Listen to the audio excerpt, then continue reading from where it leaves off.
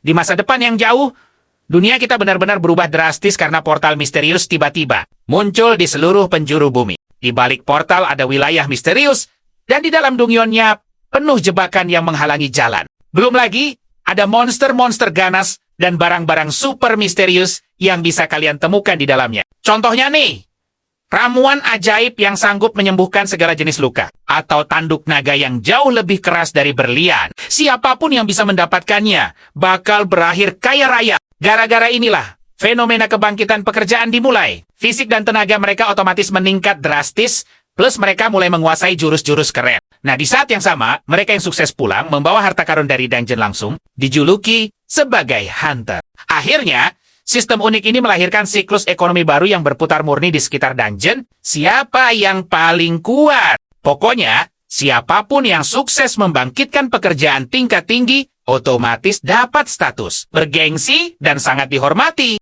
Nggak ada diskriminasi. Anak putus sekolah, atau orang dengan latar belakang suram, kayak karakter utama kita, Ninomiya Tsukasa, semua berhak mengubah nasib kalau dapat kelas tinggi. Tangke hutan! Ninomiya kita ini sukses membangkitkan pekerjaan ahli jebakan peringkat S. Kelas luar biasa untuk mengendalikan jebakan dungeon. Pokoknya, dungeon itu sarangnya jebakan. Jadi, siapa yang bisa menguasai jebakannya? Otomatis dialah yang bakal mengendalikan penuh dungeon tersebut. Ninomiya senangnya bukan main saat dia bangkit 2 tahun lalu. Jujur saja, itu seharusnya jadi momen paling epik dalam hidupnya yang kacau balau. Setelah dapat kelas S itu, cowok nekat kita langsung ngegas, ikut tes evaluasi demi mendapatkan lisensi hunternya yang sangat berharga. Sebuah boneka latihan disiapkan tepat di depannya, yang wajib dia hancurkan untuk memamerkan kekuatannya. Dengan semangat membara, Ninomiya mengulurkan tangan dan mencoba jurus jebakannya. Tapi yang mengejutkan, malah nihil sama sekali. Ninomiya kebingungan parah, tapi cowok pantang menyerah ini memutuskan untuk coba sekali lagi. Yakin kalau tadi itu cuma error doang. Dia lalu mencobanya lagi. Tapi tetap saja zong, tak ada reaksi. Sang penguji dan peserta lain sampai menatapnya aneh, seperti orang gila. Penguji bertanya, apa maksudnya? Dan Ninomiya mencoba menjelaskan kalau kekuatannya mungkin cuma bisa aktif di dalam area dungeon yang berisikan jebakan nyata. Sayangnya, penguji itu sama sekali nggak percaya. Dia malah menuduh Ninomiya sebagai penipu yang memalsukan peringkatnya karena dianggap cuma cowok halu. Ninomiya langsung berteriak memprotes penguji, berusaha meyakinkan pria itu kalau statusnya benar-benar menunjukkan peringkat S. Tapi sayangnya, dia cuma bisa memohon, karena emang nggak ada orang yang bisa mengintip jendela status milik orang lain. Sangat ingin membuktikan diri, cowok teguh ini menantang penguji untuk mengetes langsung kemampuannya di dalam dungeon biar semuanya jelas. Tapi sang penguji dengan dingin menjawab, dungeon itu amat berbahaya, dan siapapun dilarang keras masuk tanpa adanya bukti nyata kekuatan tempur. Ya, inilah alasan utama kenapa lisensi hunter itu benar-benar diwajibkan. Ninomiya lalu memelas, bertanya apa yang harus dia lakukan sekarang. Dengan sinis penguji membalas, eksplorasi dungeon jelas bukan satu-satunya pilihan karier di sana. Gara-gara penolakan tak adil inilah, Ninomiya gagal menjadi hunter. Dan lebih tragisnya lagi, dia malah berakhir tragis, jadi samsak hidup buat sesi latihan fisik para hunter pemula. Hari-harinya penuh rintangan super berat akibat kegagalan ini. Dan hal paling ironisnya, salah satu hunter yang rutin menjadikannya samsak tinju adalah mantan teman sekelasnya sendiri yang kini sudah sukses. Nama si arogan itu Asanuma. Dia ini selalu melampiaskan stres dari dungeon kepada Ninomiya, berlindung di balik alasan palsu sesi latihan. Asanuma jelas nggak percaya kalau Ninomiya itu peringkat S. Tiap kali Ninomiya mencoba mengklarifikasi, ujung-ujungnya dia cuma dapat tendangan telak. Usai salah satu sesi latihan brutal itu, Ninomiya dengan berani mengingatkan Asanuma soal janji manisnya. Ternyata, Asanuma sempat berjanji bakal memberikannya izin pengawalan, semacam tiket VIP buat orang biasa memasuki dungeon, asalkan Ninomiya sanggup menahan pukulannya. Asanuma agak kaget melihat betapa nekat dan kuatnya tekad Ninomiya. Sambil menyeringai, dia bilang kalau masih ada satu ujian terakhir, dia sengaja mau memamerkan surat izin dengan tanda tangannya, tapi sekaligus memperingatkan Ninomiya kalau ada harga mahal yang harus segera dibayar. Dia menjamin izin itu bakal jadi miliknya, asalkan Ninomiya sanggup bertahan dari serangan gabungannya bersama para hunter senior di ruangan itu. Wah, gila banget kan? Ternyata semua hunter yang dibawa Asanuma adalah komplotan berandalan yang dulu sering menindas Ninomiya di sekolah. Walaupun situasinya super berbahaya, cowok tangguh kita tak punya pilihan lain. Dia mengiyakan tantangan itu demi hasrat besarnya menembus dungeon. Alhasil, dia benar-benar dihajar tanpa ampun oleh Asanuma dan kroninya. Tapi luar biasanya, dia tetap tegar, bertahan kuat demi harapannya. Tapi pada puncaknya, Asanuma malah merobek surat izin itu. Dia mengejek Ninomiya, bilang nggak mungkin melepaskannya begitu saja hanya karena secercah harapan. Asanuma lalu dengan kejam membeberkan niat aslinya untuk sekadar menghancurkan sisa-sisa harapan milik Ninomiya. Marah besar, pahlawan kita ini nekat menerjang. Tapi Asanuma curang mengeluarkan pisaunya dan langsung melukai tangan Ninomiya tanpa ampun. Asanuma dan komplotannya pun pergi sambil tertawa meremehkan. Mereka terus mengejek, menyuruh Ninomiya mengubur dalam-dalam mimpi besarnya menjadi seorang hunter. Kenyataan pahit langsung menghantam. Ninomiya akhirnya tersadar penuh kalau dia baru saja ditipu mentah-mentah. Faktanya, izin itu cuma dari sponsor, tapi warga sipil itu beban dungeon, dan semua risiko luka parah atau hal terburuk akan jadi tanggung jawab sponsornya. Jalur ini jelas dianggap sangat merugikan. Artinya, mustahil bisa diakses kecuali ada miliarder super gabut yang rela bakar uang banyak cuma demi kesenangan semata. Meskipun Ninomiya tahu persis Asanuma bakal ingkar janji, dia tetap saja menaruh harapan besar. Kenapa? Karena jika dapat satu saja peluang masuk ke dungeon, hidupnya pasti bakal berubah drastis jadi lebih baik. Di tengah perjalanan pulang menuju rumahnya, pikirannya melayang memikirkan hal ini. Lalu bam, semuanya hancur berantakan. Dia shock berat. Dan tiba-tiba saja sebuah gerbang muncul, membawa kekacauan yang jauh lebih mengerikan. Tepat saat itu, Asosiasi Hunter merilis peringatan darurat gila. Kalian tahu, dungeon break melanda seluruh dunia secara serentak. Seketika keadaan berbalik total. Bumi kita berubah jadi sarang monster raksasa. Makhluk mengerikan berkeliaran di mana-mana. Dan manusia berlarian panik demi bertahan hidup agar selamat. Awalnya cowok kita ini memang sangat panik. Tapi, tunggu dulu. Takdir sepertinya sedang tersenyum manis padanya. Mengapa? Karena kemampuannya hanya berfungsi maksimal di dalam dungeon. Dan panggung utamanya telah tercipta. Tanpa membuang waktu, dia langsung beraksi gila. Skill deteksi jebakannya aktif. Dia bersiap memindai setiap sudut untuk menemukan letak pasti dari semua perangkap di sana. Dan benar saja, dia berhasil mengunci semua lokasinya. Senangnya bukan main. Senyum Ninomiya mengembang sangat lebar sekali. Akhirnya, doanya benar-benar terkabul hari ini. Kekuatannya ternyata sangat asli. Bukan sekadar ilusi. Berkat momen gila ini, mimpinya menjadi seorang hunter sejati yang didambakannya perlahan mulai terwujud. Memang sih, jebakan itu biasanya sengaja diciptakan untuk membuat hunter frustrasi. Tapi buat Ninomiya, gampang banget. Dia sudah tahu persis letak semua jebakan itu berada. Lagi asyik memetakan area jebakan, dia menoleh dan terkesiap. Ada monster berlapis baja, sedang beringas mengejar seorang ibu dan anaknya. Dia langsung menyambar tongkat besi dengan penuh percaya diri berkat skill ahli jebakannya. Saat pelarian darurat itu, sang anak tersandung jatuh, membuat ibu dan anak itu akhirnya terpisah jauh. Monster itu mendapat celah emas. Tepat saat makhluk itu bersiap menghancurkan si anak, Ninomiya melompat gagah dan sukses menahan pedang raksasa tersebut hanya dengan tongkat besinya. Gila! Dia malah kelihatan sangat bersemangat. Sambil tersenyum mantap, dia memperingatkan monster itu bahwa sebuah perangkap mematikan sudah siap menumbangkannya sekarang. Makhluk buas itu mencoba menebas lehernya, tapi dengan lincah, pahlawan kita mengelak, menghindar. Dia melempar tongkatnya ke arah monster itu, tapi meleset. Si monster mengejek tembakan yang meleset itu. Tapi tunggu, ini jebakan sempurna? Lemparan tadi sengaja memicu perangkap rahasia tepat di belakang sang monster. Tanpa disadari, makhluk raksasa itu sama sekali. Perangkapnya langsung aktif seketika, dan coba tebak, itu pendulum kapak besi. Kapak raksasa berayun tajam ini dirancang khusus untuk menyapu bersih mangsa dalam jangkauan. Serang Jinja. Belum sempat si monster bereaksi, pendulum itu menghantamnya sampai hancur berkeping-keping. Ninomiya kegirangan bukan main. Akhirnya dia menemukan cara terhebat mengalahkan monster dengan memanfaatkan trik jebakan gilanya. Berkat aksi heroik Ninomiya menumbangkan ancaman tersebut.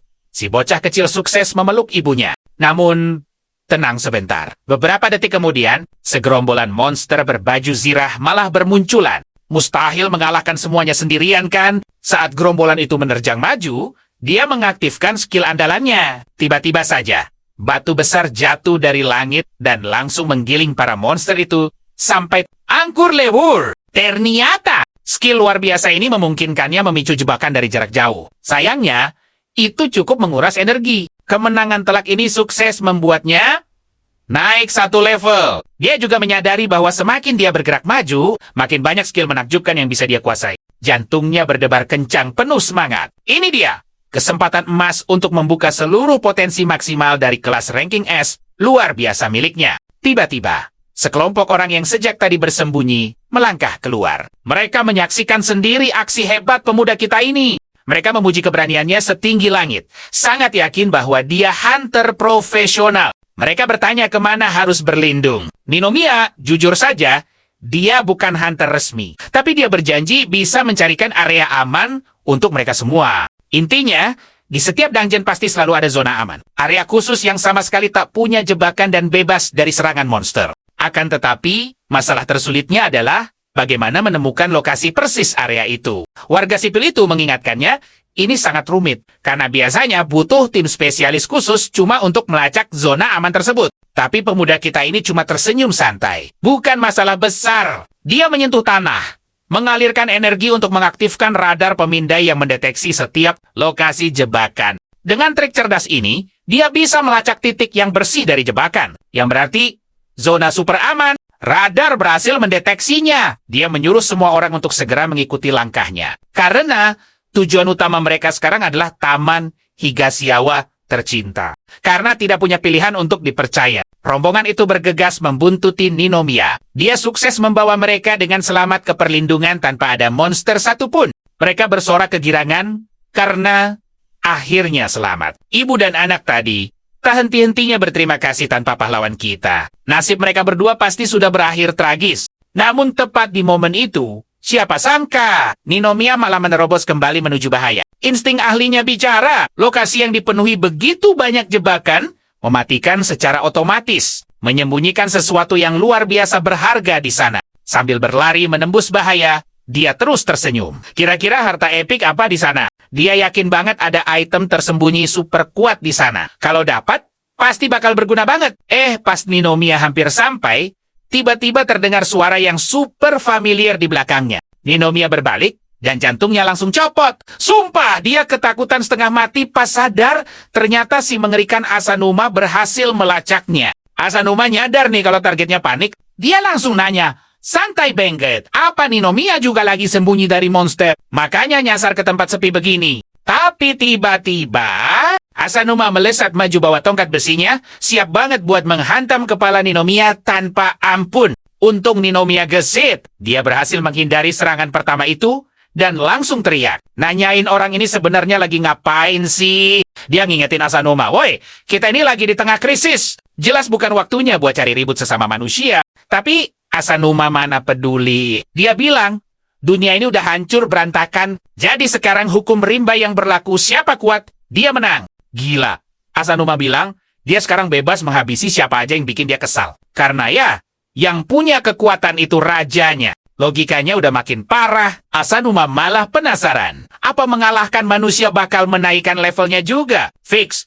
Ninomiya sadar orang ini udah benar-benar hilang akal. Belum lagi, Ninomiya perhatiin gerakan Asanuma itu aneh banget. Dia bisa menghindari semua jebakan di sana dengan super mulus. Seolah dia bisa melihat semuanya dengan jelas. Asanuma pun sadar kalau Ninomiya lagi kebingungan. Sambil senyum licik, dia akhirnya mutusin buat ngebongkar rahasia kecilnya. Pria itu memamerkan sebuah alat pendeteksi jebakan. Yap, benda inilah yang bikin dia bisa gerak lincah dari tadi. Intinya sih, alat ini emang gak seakurat kemampuan pemindai milik Ninomiya. Tapi lumayan banget buat mendeteksi jebakan di area sekitar. Ditambah lagi, alat yang dipegang Asanuma itu harganya selangit. Ninomiya sampai heran dari mana hunter rendahan kayak dia bisa beli barang semahal itu. Sambil terus pamer, Asanuma ngaku kalau dia baru aja dapat barang itu. Usut punya usut, ternyata dia menjarah barang itu dari toko perlengkapan hunter di kota Pas. Kekacauan besar baru aja dimulai. Pede habis! Asanuma yakin dengan alat itu. Dia udah jadi sosok yang tak terkalahkan karena posisi setiap jebakan bisa dia baca. Terpojok kayak gini, Ninomiya mikir keras. Satu-satunya cara menumbangkan Asanuma cuma dengan serangan kejutan pakai skill aktivasi paksa. Kebetulan ada jebakan di atas mereka. Dan tanpa ragu, Ninomiya langsung menggunakan skillnya untuk memicu jebakan itu. Bruk, sekumpulan jeruji besi raksasa, langsung jatuh dari langit-langit dan telak menghantam Asanuma. Asanuma langsung jatuh berlutut. Ninomiya tersenyum lega, mengira semuanya udah berakhir. Tunggu dulu. Asanuma malah bangkit berdiri lagi tanpa ada luka sedikit pun. Asanuma tertawa lepas yang super jahat. Dia akhirnya mengakui kalau Ninomiya emang gak bohong soal julukannya sebagai master jebakan. Ninomiya sampai gak percaya sama matanya sendiri. Ada percikan cahaya di punggung Asanuma, yang berarti pria itu punya pelindung absolut. Pelindung absolut itu alat spesial yang bisa menciptakan lapisan perisai tak tertembus di sekitar tubuh seorang hunter. Berkat alat super canggih ini, penggunanya bisa menahan serangan fatal berkali-kali tanpa masalah. Sama sekali. Asanuma makin ngakak keras, ngerti Ninomiya kalau dia itu habis ngerampok toko perlengkapan. Makanya dia bisa punya alat pendeteksi jebakan sekaligus pelindung absolut itu. Asanuma koar-koar. Kalau dengan dua alat super ini, dia akhirnya punya kesempatan buat sejajar sama hunter papan atas. Kejadiannya cepet banget. Asanuma melesat maju dan menendang perut Ninomiya keras-keras. Ninomiya ambruk kesakitan. Dan Asanuma langsung mengangkat tongkatnya buat menghajarnya. Habis-habisan! Sambil menghabisi Ninomiya, dia tertawa gila dan teriak kalau ini bakal jadi awal dari legenda besarnya. Ternyata, Asanuma ini menyimpan dendam karena selalu diremehkan oleh asosiasi gara-gara dia cuma hunter tingkat D. Dia selalu mendambakan kesempatan masuk dungeon tingkat tinggi buat pamer kekuatan, tapi niatannya kesempatan tuh gak pernah dateng, dan itu bikin dia marah besar. Sekarang, dia melampiaskan semua amarahnya ke Ninomiya. Kalau Ninomiya gak segera memutar otak, dia bakal benar-benar habis di sini. Demi membela dirinya sendiri. Ninomiya panik dan terus memicu jebakan. Sayangnya, nggak ada satupun yang mempan, karena Asanuma punya alat pelindung itu. Meski begitu, Ninomiya terus berlari menjauh sambil melepaskan jebakan demi jebakan untuk kabur dari monster berwujud manusia itu. Tapi jujur aja, Ninomiya sadar, semua usahanya ini sia-sia. Alat pendeteksi itu bikin Asanuma bisa membaca semua serangannya dengan mudah. Makin parah lagi. Percuma juga serangan itu kena, karena perisai absolutnya bakal terus melindunginya dari cedera apapun. Mentok. Ninomiya sampai pada kesimpulan pahit kalau dia udah kehabisan cara. Tapi tiba-tiba, ting! Sebuah layar pemberitahuan status muncul di depannya. Sistem menginformasikan kabar gembira. Dia baru aja mendapatkan skill baru, karena tingkat kemahirannya udah mencapai batas maksimal. Otak Ninomiya langsung jalan.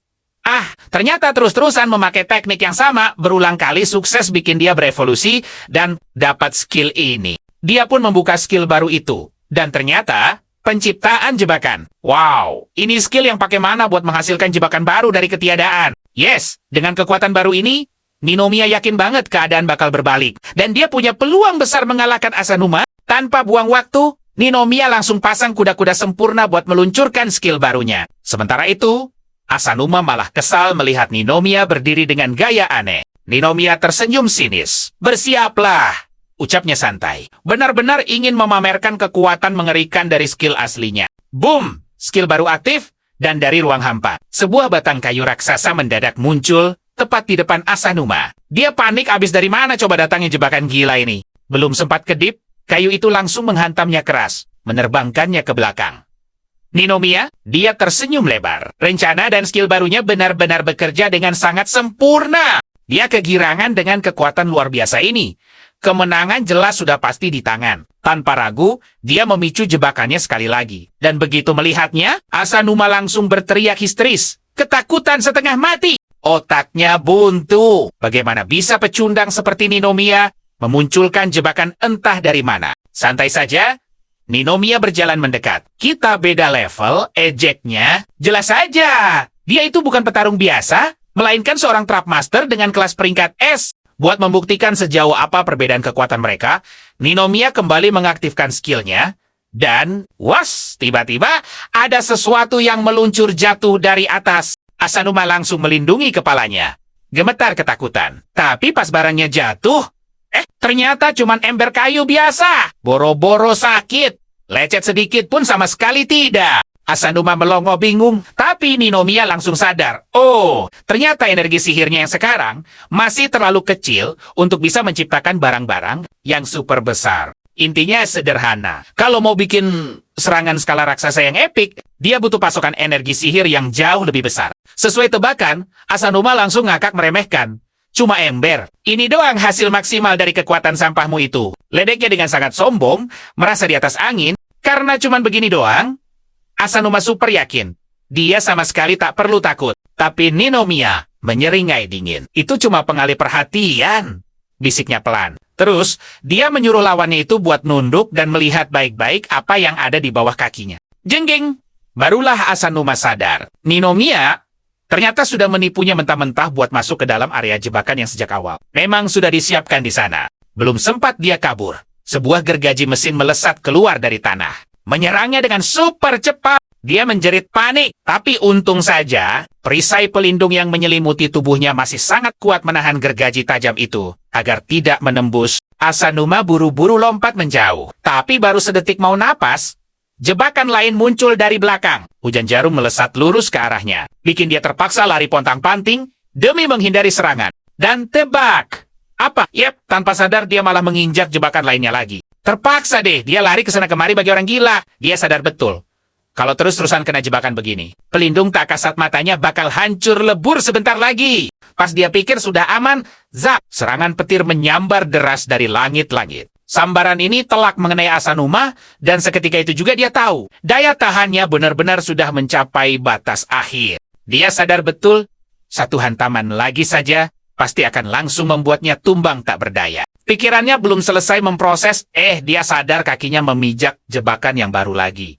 Kali ini, sebuah rantai super kokoh yang mustahil putus, dan langsung mengikat tubuh Asanuma tanpa ampun. Dengan lawannya lumpuh, Ninomiya melangkah santai. Dia menjelaskan kalau ruangan ini adalah satu kesatuan combo jebakan berantai. Sayang 1000 sayang. Pria itu tak menyadarinya. Singkatnya, combo ini adalah sistem pertahanan gila buat mengusir penyusup sekuat apapun, karena semua jebakannya akan terus menyala silih berganti tiada henti. Terus, Ninomiya membisikkan fakta mengerikan. Asanuma sedang berada tepat di panggung terakhir combo tersebut. Dan tiba-tiba, sebuah kilat raksasa bersiap menyambar dari atas. Asanuma berteriak sejadi-jadinya, memohon ampun pada siapa saja agar diselamatkan. Karena dia masih belum siap untuk menghadapi akhir yang tragis ini. Dua RR kilatan itu menghantam telak. Untungnya, pelindung andalan Asanuma masih sanggup menahan satu serangan pamungkas ini. Meski langsung hancur berkeping-keping tepat setelah benturan. Bruk, Asanuma ambruk ke lantai, kehabisan tenaga, dan sepenuhnya pasrah di bawah kaki Ninomiya. Ninomiya merasa tak perlu lagi melanjutkan serangan karena pelindung lawannya sudah hancur lebur. Tapi tentu saja, dia memastikan untuk menghancurkan alat pencari jebakan milik pria itu. Kau kalah telak, ucap Ninomiya santai. Menyalahkan ketidakmampuan lawannya membaca combo jebakan yang berujung pada terbuang sia-sianya perisai tak kasat mata itu. Masalah selesai! Ninomiya kini melangkah pasti menuju harta karun yang sejak awal memang menjadi incaran utamanya. Dia melirik sekilas ke arah peti itu. Ding! Sistem langsung memberikan notifikasi keren. Itu adalah peti kelas ultra langka bertaraf peringkat S yang legendaris. Barang seperti ini selalu sangat tersembunyi dan bernilai fantastis. Saking luar biasanya, item ini punya potensi gila untuk langsung mendongkrak kekuatan siapapun yang berhasil mendapatkannya. Dan tepat di detik Ninomiya membuka peti itu, wes, tubuhnya mendadak melayang di udara. Status sihirnya meroket gila-gilaan, bikin dia bertanya-tanya. Jangan-jangan dia baru saja menemukan pusaka peningkat energi sihir tingkat dewa. Padahal sebelumnya, gara-gara pasokan sihirnya yang super minim, dia sama sekali tak mampu menciptakan jebakan berskala raksasa. Tapi berkat harta ini, segalanya berubah drastis. Usut punya usut, benda itu adalah bola Archmage legendaris, yang sukses meroketkan poin energi sihir Ninomiya dari angka 7 langsung melompat ke 27. Dengan lautan sihir baru yang mengalir di tubuhnya sekarang, Ninomiya sangat yakin, jebakan sekelas bencana sekalipun pasti bisa dia ciptakan dengan amat mudah. Penasaran tingkat tinggi, dia tak sabar untuk langsung mencoba kekuatan barunya. Pas banget, sekawanan monster serangga raksasa melintas di depannya. Benar-benar target sasaran empuk yang sangat sempurna untuk uji coba. Tanpa basa-basi, Ninomiya memicu skill penciptaan jebakan. Boom! Sebuah tiang api penyembur neraka muncul. Siap memanggang habis semua mangsa yang ada di dalam area jangkauannya. Satu hembusan api neraka itu saja langsung menyapu bersih kawanan serangga hingga gosong tak bersisa. Tapi tunggu. Tiba-tiba dua pria asing muncul, membuat Ninomiya secepat kilat bersembunyi. Dua orang itu terbengong-bengong melihat monster sekuat itu rata dengan tanah. Tanpa ragu sedikit pun, mereka langsung menyimpulkan kalau pelakunya pasti seorang hunter. Peringkat. Sementara itu, Ninomiya cuma dia memantau mereka dari tempat persembunyiannya. Sepertinya mereka dari pasukan pertahanan asosiasi hunter. Dan Ninomiya yakin banget mereka datang untuk mengevakuasi semua warga dengan aman. Tiba-tiba, cowok lain muncul. Dia menyuruh teman-temannya pindah ke stadion bisbol. Sekarang juga. Alasannya, unit utama baru saja menemukan monster bos area. Rencana baru mereka. Serang bos itu habis-habisan dengan semua kekuatan yang ada. Ninomiya terkejut bukan main saat dengar para hunter sudah menemukan bosnya secepat itu. Asal kalian tahu, bos area itu ada di puncak rantai makanan monster dungeon. Lawan mereka, jelas bukan perkara gampang sama sekali. Tapi, mereka juga target prioritas utama. Kenapa? Karena begitu bos tumbang, semua kroco monster di area yang sama bakal lenyap seketika.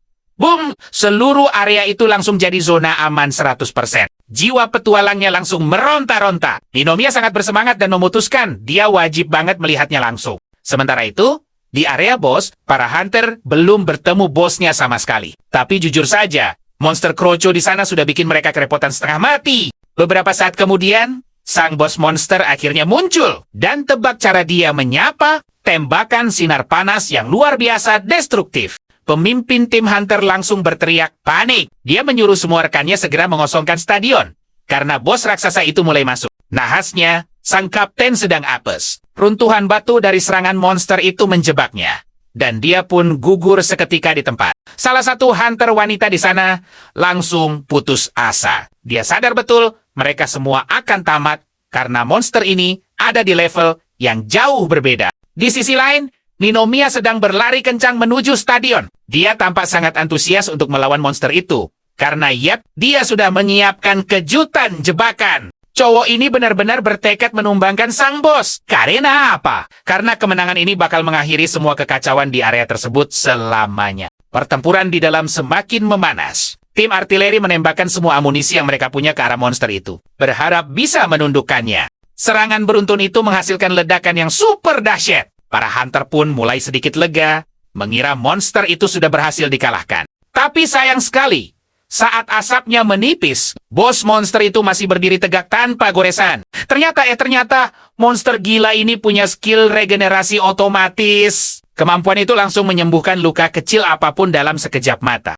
Melihat pemandangan ini, Ninomiya langsung paham. Para hunter sedang dalam masalah besar. Semua serangan mereka percuma, kecuali ada satu serangan pamungkas yang bisa menumbangkannya langsung.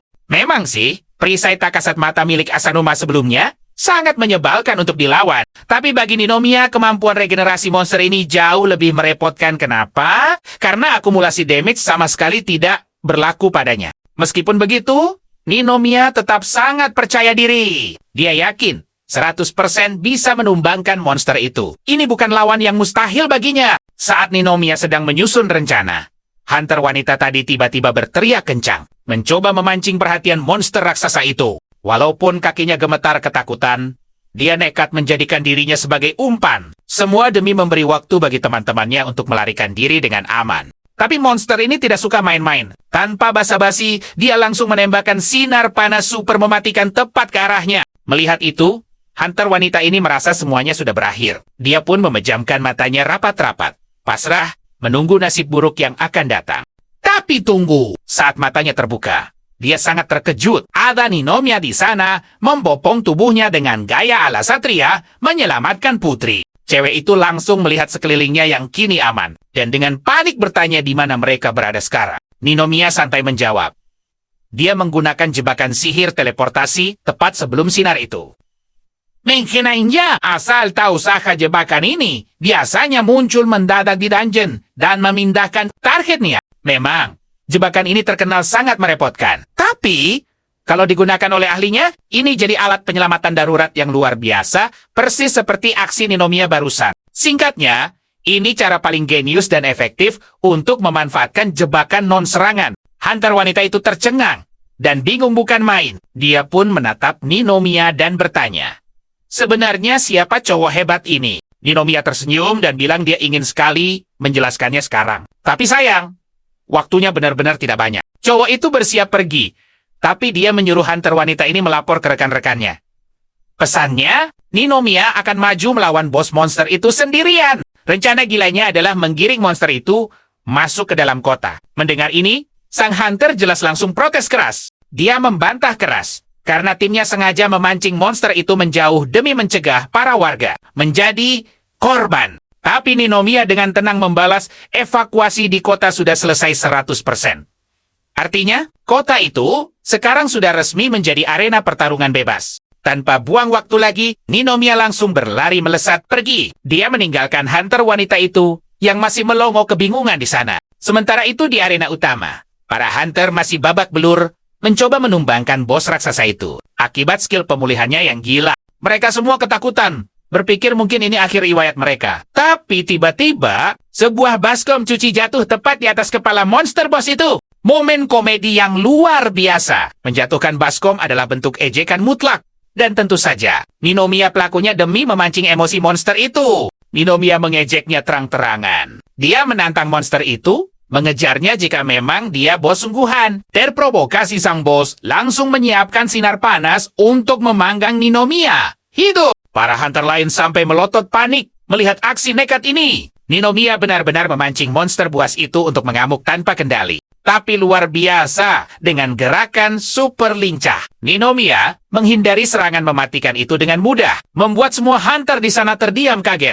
Wah, ada yang ngira Ninomiya ini punya skill terbang. Tapi tunggu dulu, pemburu veteran di sana, mereka tahu persis apa yang sebenarnya terjadi. Ternyata, Ninomiya melompat ke udara murni pakai jebakan papan pantul. Sertas Vanget! Dia sengaja pakai jebakan non-serangan ini buat menghindari tembakan laser panas itu dalam sekejap mata. Dari sini, Ninomiya langsung sadar. Kalau dia bisa pakai jebakan ini sesuka hati, dia pada dasarnya bisa melompat bebas di udara. Singkatnya, ini adalah jebakan sempurna yang bikin dia menang telak di pertarungan udara. Keren habis! Ninomiya terus-terusan spam jebakan ini sampai hop. Dia tiba-tiba udah ada tepat di atas monster bos itu. Waktunya mancing keributan.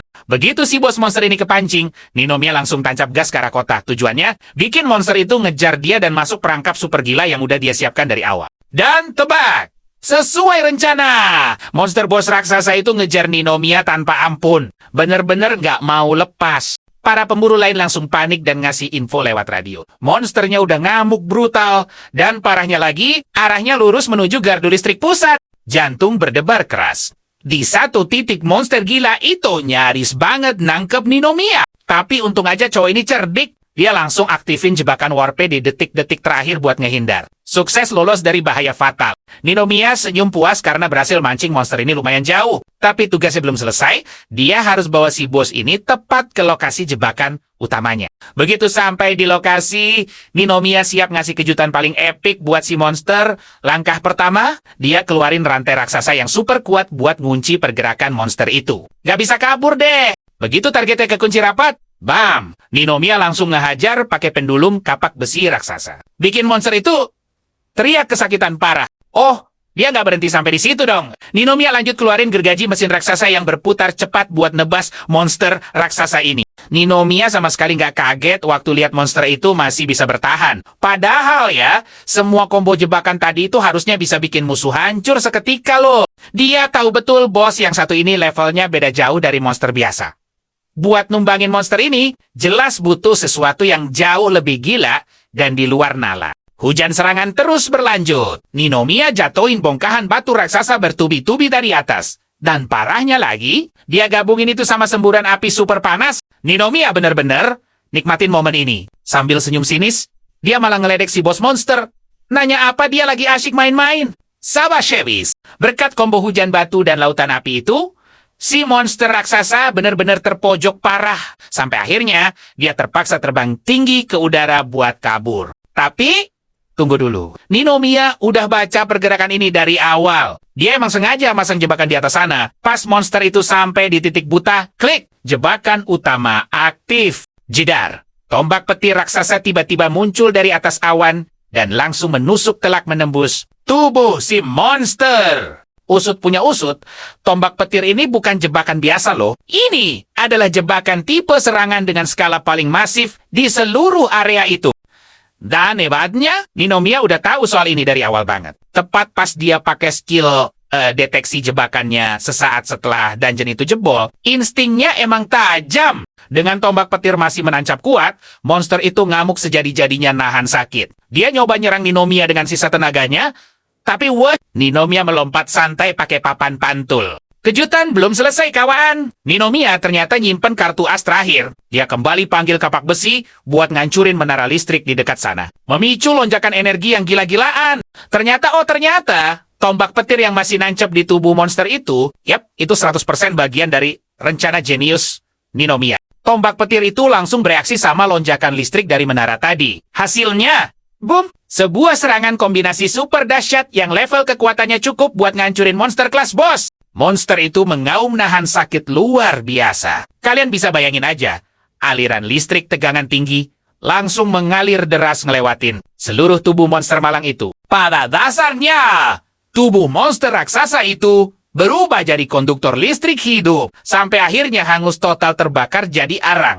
Ninomiya sadar betul, trik gila ini nggak bakal jalan kalau mereka ada di dungeon biasa. Dia jujur ngakuin kok kalau ngandelin kekuatan fisik murni. Dia nggak bakal sanggup numbangin bos ini. Tapi untungnya, karena kebetulan ada menara transmisi listrik di area pertempuran, cowok cerdas kita ini berhasil mengubah itu jadi jebakan epik yang sama sekali nggak ketebak musuh. Sambil senyum puas, Ninomiya natap bos itu dan bilang, sejak awal pertarungan ini dimulai, nasib monster itu udah bener-bener tamat. Keren habis. Dan begitu bos raksasa itu akhirnya tumbang, notifikasi dungeon selesai, akhirnya muncul. Gila! Level Ninomiya langsung melesat naik 4 poin sekaligus. Rasa bangga luar biasa meledak di dadanya. Akhirnya, setelah 2 tahun penuh penderitaan pahit, dia berhasil menyelesaikan dungeon sendirian. Kalau kita tarik mundur selama 2 tahun terakhir ini, Ninomiya benar-benar ngehabisin seluruh waktunya cuma buat pelajarin segala hal soal dungeon. Padahal saat itu, dia sama sekali nggak dikasih kesempatan buat masuk ke sana loh. Niat banget kan? Kegigihannya ini sampai bikin keluarganya khawatir setengah mati. Soalnya, di saat orang lain ngeremehin dia, cuma keluarganya yang masih benar-benar peduli. Dan percaya sama cowok ini, ibu dan saudara perempuannya udah sering banget nyuruh dia berhenti ngejar mimpi jadi pemburu. Ya karena risikonya fatal abis. Tapi tebak, Ninomiya nolak mentah-mentah. Dia bilang, dia nggak bakal pernah mundur selangkah pun. Nah, balik ke masa sekarang. Karena bos utama udah tumbang, dan sisa monster langsung lenyap tak. Bersisa, tatapan Ninomiya kini tertuju tajam ke gedung markas Asosiasi Pemburu di depan sana. Tanpa buang waktu, dia langsung melangkah percaya diri masuk ke dalam gedung itu. Gedung ini sebenarnya adalah pusat komunikasi penting. Sayangnya sistemnya sempat mati total, karena kemunculan dungeon tadi. Tapi logikanya nih, karena dungeonnya udah beres, Ninomiya yakin sistem komunikasinya pasti udah bisa nyala lagi. Dia nyisir ruangan, dan akhirnya nemuin ruang komunikasi pusat. Dan, karena pintunya terkunci, klik, Ninomiya dengan santainya pakai skill jebakan buat ngebobol sistem pengamannya. Praktis banget. Masuk ke dalam, Ninomiya lumayan takjub. Lihat desain ruang komunikasi yang canggih dan rapi banget. Lebih lega lagi waktu dia ngecek komputer dan mesin-mesin di sana. Semuanya masih utuh dan berfungsi normal. Dia iseng nyoba bobol akses kamera keamanan. Dan syukurlah, keberuntungan lagi di pihak cowok ini. Dia bisa masuk ke sistem tanpa butuh verifikasi sidik jari yang ribet. Tanpa ragu, jari-jarinya menari di atas keyboard buat menyalakan ulang seluruh sistem pusat. Tujuannya tentu aja buat ngembaliin jaringan komunikasi yang sempat tumbang tadi supaya kembali normal seutuhnya. Begitu sistemnya menyala lagi, bip, langsung saja pemindaian area sekitarnya dimulai. Data terkumpul dalam sekejap. Dan lihat apa yang muncul di layar. Area yang baru saja dibereskannya. Gila, ternyata itu dungeon tingkat A. Mata Ninomiya terbelalak lebar. Dia tidak percaya barusan berhasil menaklukkan zona dengan tingkat kesulitan sebrutal itu sendirian. Selanjutnya, sistem mulai memproses data dari wilayah penting lainnya di negara ini. Fiu, pemuda kita ini bisa bernapas lega karena radarnya menjangkau tempat lain juga. Intinya begini, area itu, zona khusus di dalam dungeon, terbagi mengikuti batas kota. Tapi, Karena seluruh dunia ini mendadak berubah wujud jadi satu dungeon raksasa, jumlah zonanya jadi tidak terhitung. Nomia, sampai geleng-geleng kepala. Sistemnya benar-benar nekat mau memproses semua data gila itu. Tunggu sebentar, sebuah ide brilian muncul. Jangan-jangan dia bisa memetakan ulang seluruh belahan dunia cuma pakai sistem ini. Sistem mulai bekerja keras, tapi ting, layar langsung memerah karena error. Kalkulasi global jelas mustahil dilakukan. Muncul peringatan baru. Ternyata batas maksimal pengambilan data wilayah itu cuma di radius 100 km saja. Nomia langsung paham, beban datanya pasti terlalu raksasa. Makanya sistem andalannya ini sampai kewalahan dan menyerah. Ya, walau tidak bisa memantau seluruh dunia, Ninomiya tetap santai. Tahu kondisi wilayah sekitarnya saja sudah cukup bagus untuk sekarang. Mengingat ibu dan adik perempuannya tinggal terpisah, tujuan utamanya sekarang jelas, dia harus mengecek situasi di daerah mereka. Yang paling bikin dia was-was, tentu saja seberapa ngeri ancaman di sana. Begitu hasil kalkulasinya keluar, hantungan! Ninomiya nyaris pingsan melihat semua zona di sekitarnya punya level bahaya kelas A. Keringat dingin mulai bercucuran. Dia panik. Jangan-jangan semua wilayah sudah rata dikuasai oleh monster-monster itu. Tapi tunggu.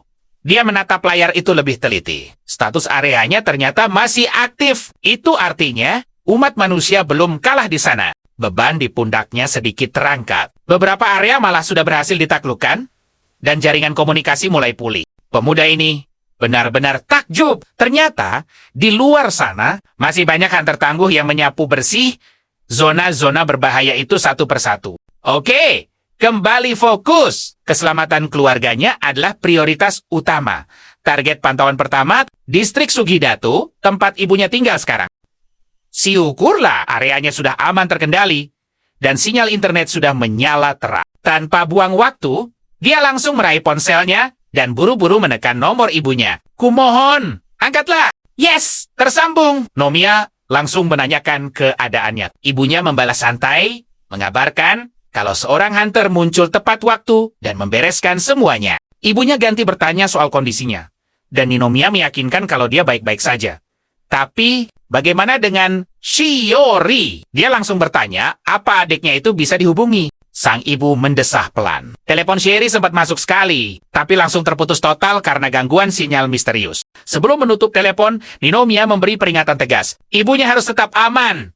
Dan jangan pergi kemanapun. Nah, karena urusan ibu sudah beres, pikiran Ninomiya sekarang tertuju penuh pada satu orang. Adik perempuannya tersayang, dia ingat betul. Adiknya tinggal di asrama sekolah yang berlokasi tepat di sekitar wilayah barat. Jari-jarinya dengan cepat mengecek status area barat. Belum bersih. Tapi wajar saja sih, pantas saja sinyal komunikasi ke sana masih terputus. Tiba-tiba, bam! Sebuah siaran darurat muncul di layar. Datang langsung dari para hunter di area barat itu. Dalam siaran itu, mereka mengklaim sudah mengambil alih seluruh distrik. Padahal, monster bos di sana masih berkeliaran bebas.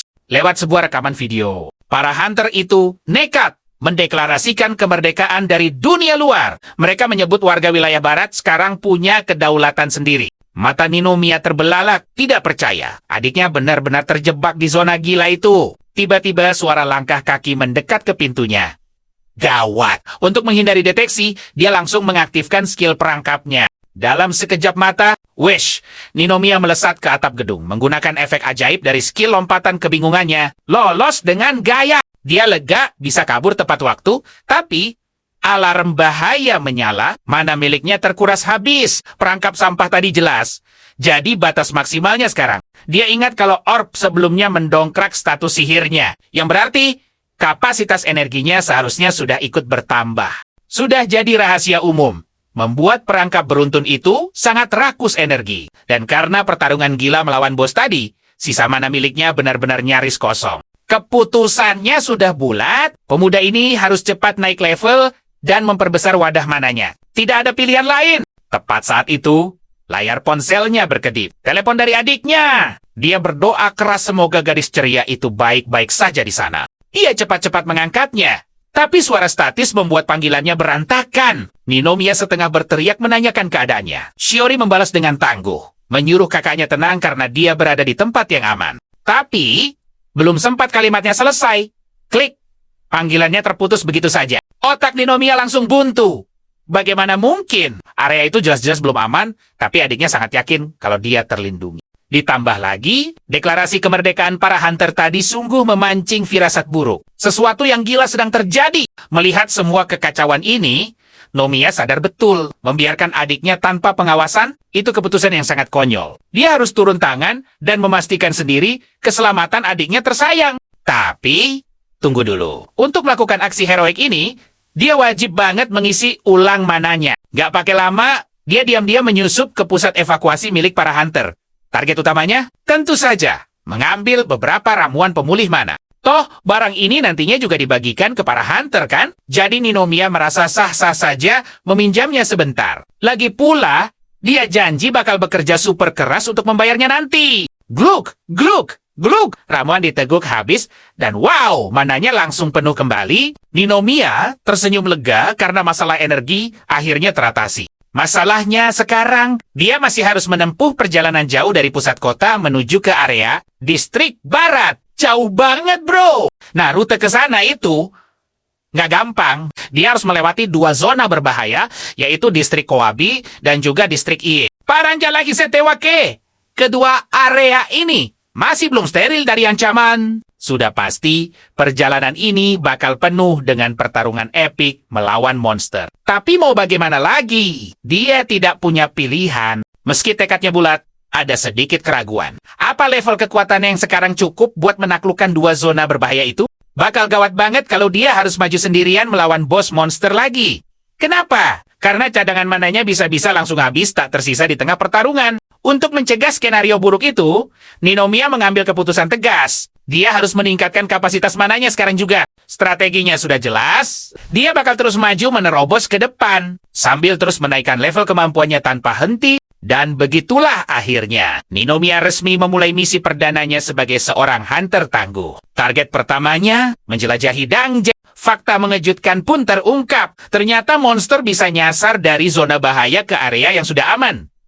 Artinya, ini bakal jadi pertempuran tanpa akhir yang benar-benar menguras tenaga. Tidak lama kemudian, sampailah dia di distrik Kabi. Ninomiya langsung pasang kuda-kuda.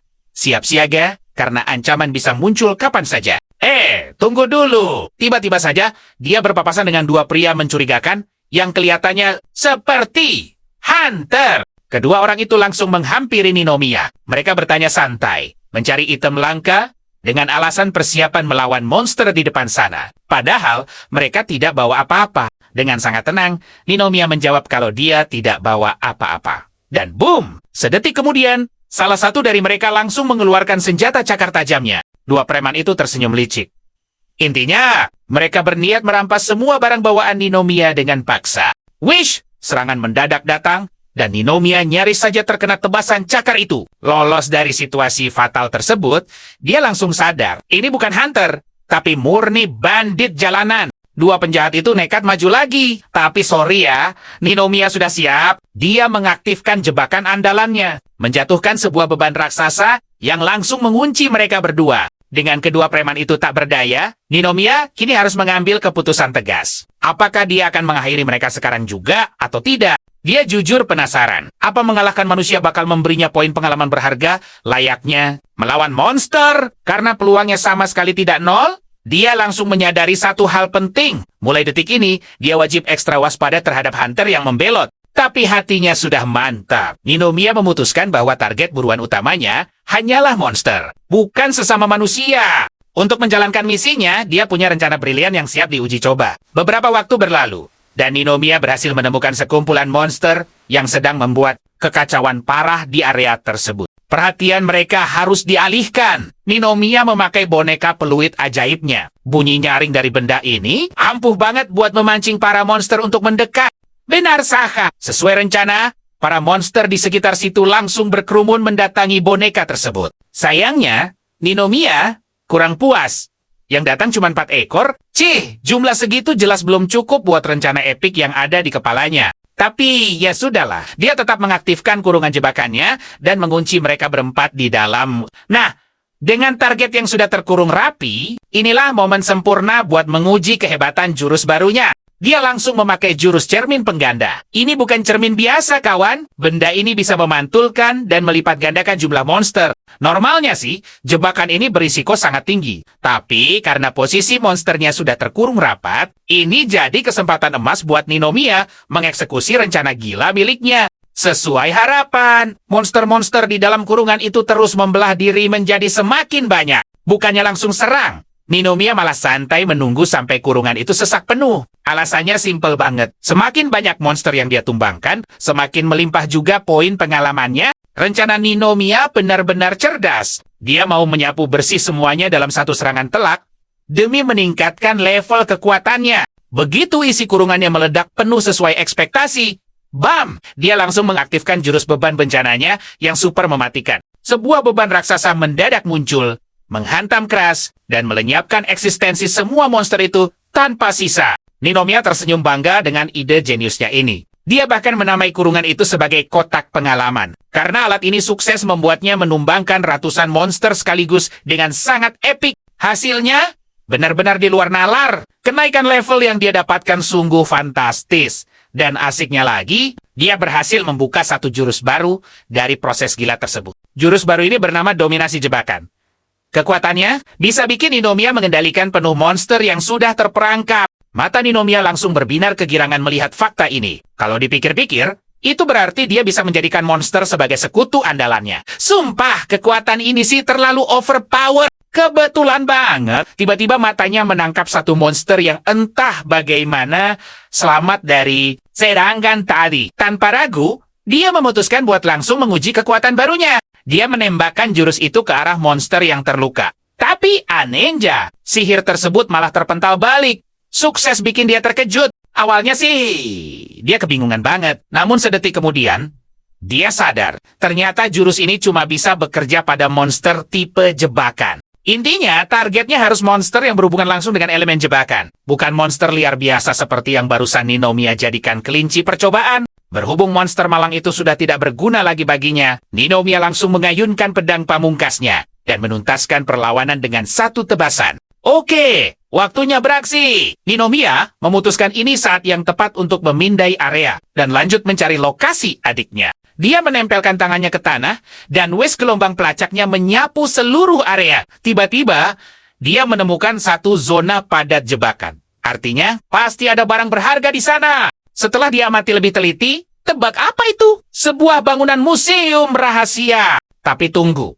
Bagian paling gilanya, ada terowongan bawah tanah raksasa yang tersembunyi tepat di bawah museum itu. Yep, museum jelas menjadi tujuan selanjutnya. Dia sempat melihat danau besar entah dari mana, tapi dia abaikan saja. Fokus pada museum di depan mata. Ninomiya melangkah masuk tanpa ragu. Berkat pindaiannya tadi, dia sudah tahu tempat ini secara harfiah adalah ladang jebakan tingkat tinggi. Langkah lambat dan pasti. Itu strategi terbaiknya sekarang, supaya dia tidak sengaja memicu jebakan yang merepotkan. Tapi tiba-tiba saja, mata Ninomiya tertuju pada peti harta karun palsu di sudut. Tanpa basa-basi, dia langsung menggunakan kemampuan dominasi jebakan ke arahnya. Dan berhasil! Dia sangat bersyukur, karena insting tajamnya tidak pernah bohong. Pada dasarnya itu, monster peti yang siap menyerang siapapun yang mendekat. Sangat unik bukan? Jelas ini bukan monster biasa yang bisa kalian temukan setiap hari. Ninomiya sama sekali tidak terkejut. Dia kan sudah tahu benda itu mengintai sejak memindai bangunan ini. Pokoknya, dia sangat senang kemampuan dominasinya sukses besar. Mulai detik ini, monster kecil itu resmi jadi sekutu barunya. Tunggu dulu. Peti itu mulai bertingkah aneh. Tiba-tiba melesat ke arah Ninomiya. Apa jangan-jangan kemampuan barunya itu gagal total? Dalam sekejap, monster itu melompat dan menjatuhkannya ke lantai. Wah, bahaya! Hampir saja dia panik, tapi ternyata benda ini cuma mau bermain. Ya, persis seperti anak kecil. Ninomiya benar-benar kaget melihat monster ini begitu manja padanya. Jujur aja, ini sedikit menyeramkan. Tapi hey, setidaknya dominasi jebakan itu bekerja dengan sangat sempurna. Karena kemampuan barunya sudah terbukti aman, ini saatnya beranjak tujuan berikutnya. Masuk ke dalam terowongan bawah tanah rahasia itu. Begitu melangkah masuk, wow, Ninomiya benar-benar takjub melihat betapa raksasanya tempat ini. Gila banjet! Dia menebak, ruangan sebesar ini pasti terbentuk saat distrik tersebut berubah menjadi ruang bawah tanah. Tidak mungkin bangunan ini sudah ada dari awal. Dan yang pasti, ruang rahasia semacam ini tidak muncul tanpa alasan. Pasti ada sesuatu yang disembunyikan. Entah itu sebagai jalan pintas untuk menghindari monster di atas, atau ada rahasia lain di sana. Ninomiya sendiri tidak begitu yakin. Dia cuma berdoa semoga tebakannya benar. Dan dia tidak berakhir jadi camilan monster. Tapi lihatlah jalan di depan sana penuh dengan bahaya. Ya, itulah harga mutlak untuk sebuah jalan pintas. Sebelum lanjut, dia memutuskan untuk menamai monster petinya Mimi. Mengejutkannya, Mimi sangat suka nama itu dan melompat-lompat kegirangan. Ninomiya tersenyum melihat tingkah lucunya. Tapi dia segera memperingatkan Mimi untuk ekstra waspada karena jalan di depan tidak main-main. Mimi membalas dengan membungkuk hormat, seolah berkata, "Tenang saja, bos. Aku siap membantu." Sangat menggemaskan. Mereka berdua pun masuk ke ruangan selanjutnya. Dan begitu pintunya terbuka, bam! Ada sebuah patung berdiri tegak tepat di tengah ruangan. Agak aneh kan? Satu-satunya benda di sana cuma patung itu. Dan tepat di belakangnya, ada pintu menuju area berikutnya. Dengan santai Ninomiya berjalan mendekat. Tapi saat dia mau lewat, wish, patung itu hidup dan langsung menyerangnya.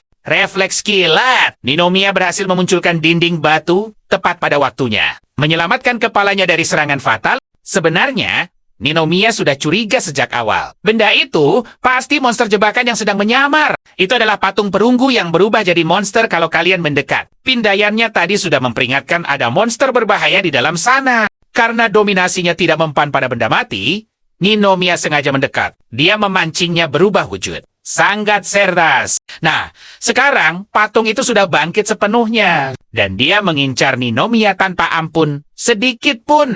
Patung itu tiba-tiba muncul di belakang dan nyaris mengenainya. Untung saja, Ninomiya masih bisa menangkis serangan brutal itu. Serangan tersebut memaksanya melompat mundur. Oke, Ninomiya baru sadar patung ini punya tenaga yang luar biasa gila. Bukan cuma kuat, dia juga sangat cepat, pergerakannya sangat acak. Terus mengincar titik buta Ninomiya. Benar saja, dia kembali muncul di belakang dan nyaris menebasnya. Tapi tenang, jagoan kita ini selalu punya cara. Dia berhasil melindungi dirinya lagi dan lagi. Lalu, sebuah pemikiran melintas di kepalanya. Tunggu dulu, buat apa bertarung fisik melawan monster jebakan? Waktunya pakai dominasi jebakan lagi. Ninomiya menembakkan sihirnya tepat mengenai kepala patung. Tapi, tidak terjadi apa-apa. Ninomiya sangat kebingungan. Apa sihirnya ditangkis? Bukan.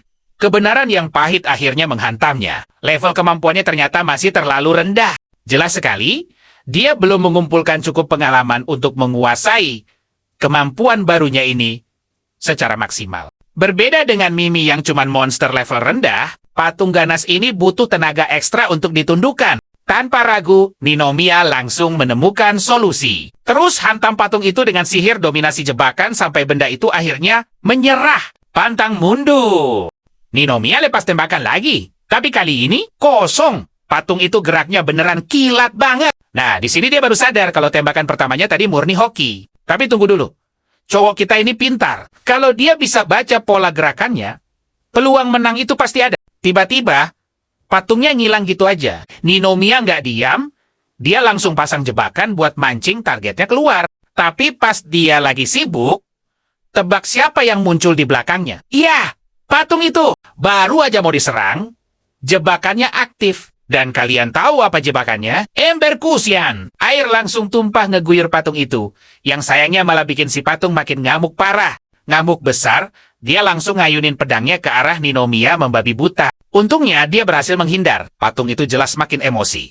Tapi hey, ada hikmahnya. Gara-gara air tadi, Ninomiya sekarang jadi bisa ngelacak jejak pergerakannya. Berbekal jejak air yang netes, Ninomiya mulai ngarahin serangannya tepat ke titik buta patung itu. Jurus dominasi jebakan terus ditembakkan berkali-kali. Niatnya satu, dia pengen banget naklukin patung ini buat dijadiin sekutu. Beberapa saat berlalu, dan belum ada hasil. Tapi Menjera nggak ada dalam kamusnya. Dia udah kepalang tanggung pengen dapat sekutu baru. Sementara itu, Mimi ngintip ketakutan dari balik tembok. Dia panik banget, takut Ninomiya celaka di sana. Gawatnya nih, nggak lama setelah itu, Ninomiya sadar, mananya udah mau habis. Artinya apa? Sisa satu tembakan aja buat jurus pamungkasnya. Sempat ragu, apa dia sanggup lakuin ini? Belum sempat mikir panjang, patung itu udah lari kencang nerjang ke arahnya. Nggak ada pilihan lain, Ninomiya mempertaruhkan segalanya di satu tembakan jebakan dominasi. Terakirini, nasibnya ada di sini. Semua sisa tenaganya dikumpulin. Tembakan dilepas tepat ke arah target sambil teriak penuh harap. Dan itu pas banget waktu si patung hampir nebas dia. Kena telak. Tembakan terakhir itu bersarang, dan patung itu tiba-tiba berhenti total. Membeku, Ninomiya sendiri sampai kaget liatnya. Hatinya deg-degan. Nungguin apa jurusnya barusan beneran sukses atau enggak. Baru deh dia sadar. Aura seram dari patung itu pelan-pelan lenyap. Dan di detik itu juga, dia yakin mantranya berhasil. Tiba-tiba aja patung itu berlutut. Dia manggil Ninomiya dengan sebutan Tuan dan minta maaf atas kelancangannya tadi. Wah, epic banget! Jelas aja cowok kita shock dengar monster bisa ngomong. Fix, ini pasti monster langka tingkat tinggi. Ninomiya langsung nyuruh dia buka identitasnya. Bikin melongo dong, pelan-pelan helmnya dilepas. Dan wow, terungkaplah rambut putih bersih dengan wajah cewek yang cantik luar biasa. Ditanya siapa, cewek ini malah jawab dengan tenang kalau dia bukan siapa-siapa yang penting. Katanya, dia cuma pelayan tanpa nama. Dan aturannya, Ninomiya wajib ngasih dia nama supaya kontrak pelayan ini bisa terus lanjut. Berhubung visualnya kayak kesatria cewek yang tangguh, Ninomiya kasih nama Jin. Jin suka banget sama nama itu. Dan dia beneran bersyukur bisa dipanggil begitu. Ritual selesai. Mimi langsung lari nyamperin Jin. Gaya banget dia mau pamer posisi sebagai senior di sana. Santai, Jin langsung nenangin Mimi. Dia bilang, gak ada niatan sama sekali buat ngerebut posisi senior di tim. Malahan, Jin bilang dia nungguin bimbingan dari Mimi. Ninomiya yang lihat mereka ribut kecil cuma bisa melongo. Ternyata, monster juga peduli soal senioritas ya. Udah puas dramanya, Ninomiya langsung ngajak dua gadis itu buat lanjut jalan lagi. Misi belum selesai. Tapi Jin langsung nahan dia. Tunggu dulu. Dia ngingetin kalau agenda berikutnya itu bukan jalan santai, tapi ngelawan bos area. Jin bilang, bos area yang awalnya tidur pules sekarang udah bangun sepenuhnya. Dengar itu, Ninomiya auto panik dan minta penjelasan detail. Nah, dari sini ketahuan deh kalau Jin ini sebenarnya adalah sang penjaga gerbang dari dungeon tersebut. Rupanya, pas dia berubah ke mode tempur tadi, ada sinyal otomatis yang kekirim ke bos area buat ikut siap-siap juga. Sistemnya ngeri abis. Jin negasin. Kalau pertarungan ini wajib banget dilakuin. Nggak mungkin bisa keluar dari dungeon kalau bos areanya belum ditumbangin. Shock berat dong Ninomiya dengernya. Wajib lawan bos. Dia sadar dia lagi apes parah, padahal niat awalnya cuma mau pilih rute yang paling gampang. Tanpa mikir dua kali, dia langsung ngajak putar balik aja biar bisa cepat-cepat naik ke permukaan. Kabur adalah jalan ninja. Tapi sayang 1000 sayang, Jin geleng kepala. Balik arah itu udah nggak mungkin lagi dilakukan sekarang. Jin jelasin, pintu keluarnya udah terkunci mati dan nggak bisa didorong pakai tenaga manusia. Sekali maju ke sini, nggak ada jalan buat mundur. Kuma ada satu-satunya jalan keluar tersisa. Lewatin ruang bos atau terjebak di sini selamanya. Ninomiya langsung motong pembicaraan. Gila aja, gimana mau ngelawan bos area kalau mananya sendiri udah 0 besar. Pas lagi pusing-pusingnya, dia sadar Mimi narik-narik bajunya. Dangke hutan! Gadis kecil itu ngeluarin ramuan pemulih mana dari ruang penyimpanannya. Ninomiya takjub banget Mimi punya barang dewa kayak gitu. Nggak pakai lama, ramuan itu langsung ditegak habis dalam sekejap. Ngerasa mananya udah full, Ninomiya langsung pede maksimal buat tempur, tapi Jin nyeletuk.